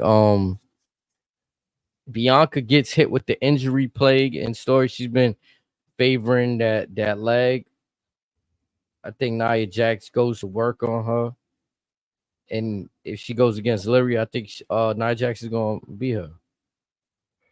Because I think if Bianca wins, Lyra wins at the PLE.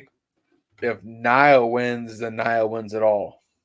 And also, there's still that unconfirmed theory as to whether or not Bianca could be pregnant right now, too. Correct. That's still something we don't have. And I seen that they're about to do a women's tournament for the contenders for the tag team championship soon. Oh God, why? Yeah, if I'm not mistaken, I think I seen that on Raw. They're gonna start that up, which kind of gives me indication that they might speed things up, but there might be some truth to this pregnancy. You don't have enough women's tag teams for a tournament on the main roster. Yeah, I mean, you currently on the main roster, you have Shayna and Zoe Stark, who are going to challenge for the NXT women's tag titles. Is Alba fighting her and her partner? Are they still a thing on the main roster or no? I haven't seen them in a while. See? you can't do the Kabuki Warriors because Asuka got a knee injury. You have no women's tag teams right now.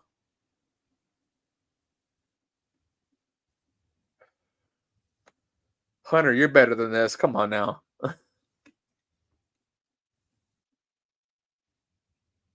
I'm doing my best to look up the exact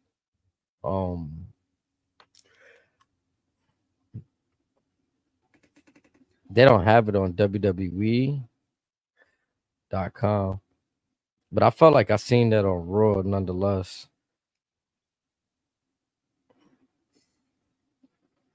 Well, maybe they'll bring up something either in Saudi or on the Raw after.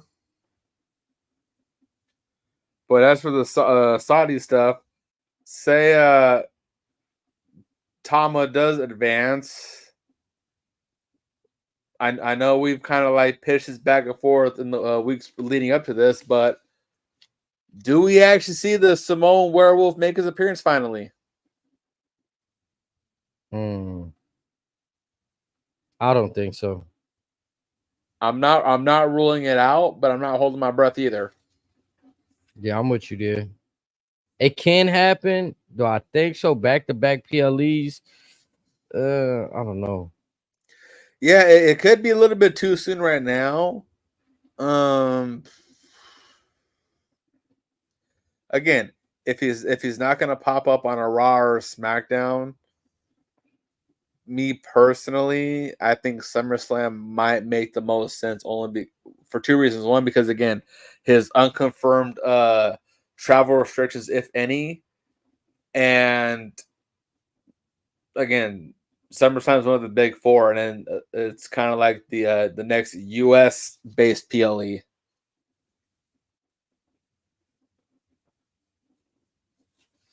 But again, back to the age-old question: how do we get there?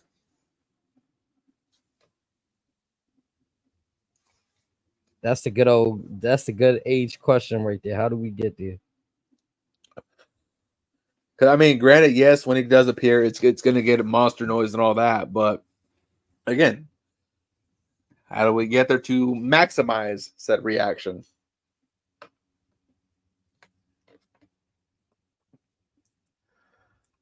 I'm here for the ride, but again, it's like WWE has a few issues right now, but at the same breath, they're good problems to have. And by that, I mean there's several ways they can go with things. However, there's a lot of ways that lead to uncertainty. But either way, like even in uncertainty, there could be a cash cow waiting at the end of it. Oh, we just gotta wait and see. But I'll even throw this caveat in there. Say you wait till SummerSlam for Jacob Fatu. Could that do more harm than good waiting so long? It can. Which is a notable concern. I also feel though like they'll find a way. But like WWE is good at finding a way. Like I said, with Hunter, he's a master. There's always a plan for the plan, but it's like we are on the verge of uncharted waters. Because also it's like, say you prolong Jacob's debut, is there a world where they wait too long to bring Roman back at the same breath? Like I said earlier, can you afford to have Roman on ice until the Rumble potentially if push comes to shove?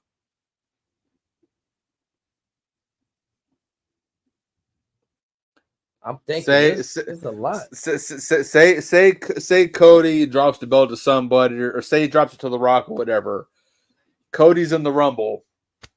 Cody's on the verge of winning his time with Austin, becoming the only guy to win the Rumble 3 years. Entrant number 30. In comes the returning tribal chief.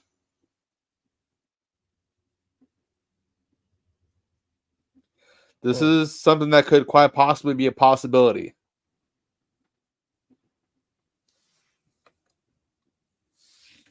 Like I said, I'm not bashing it.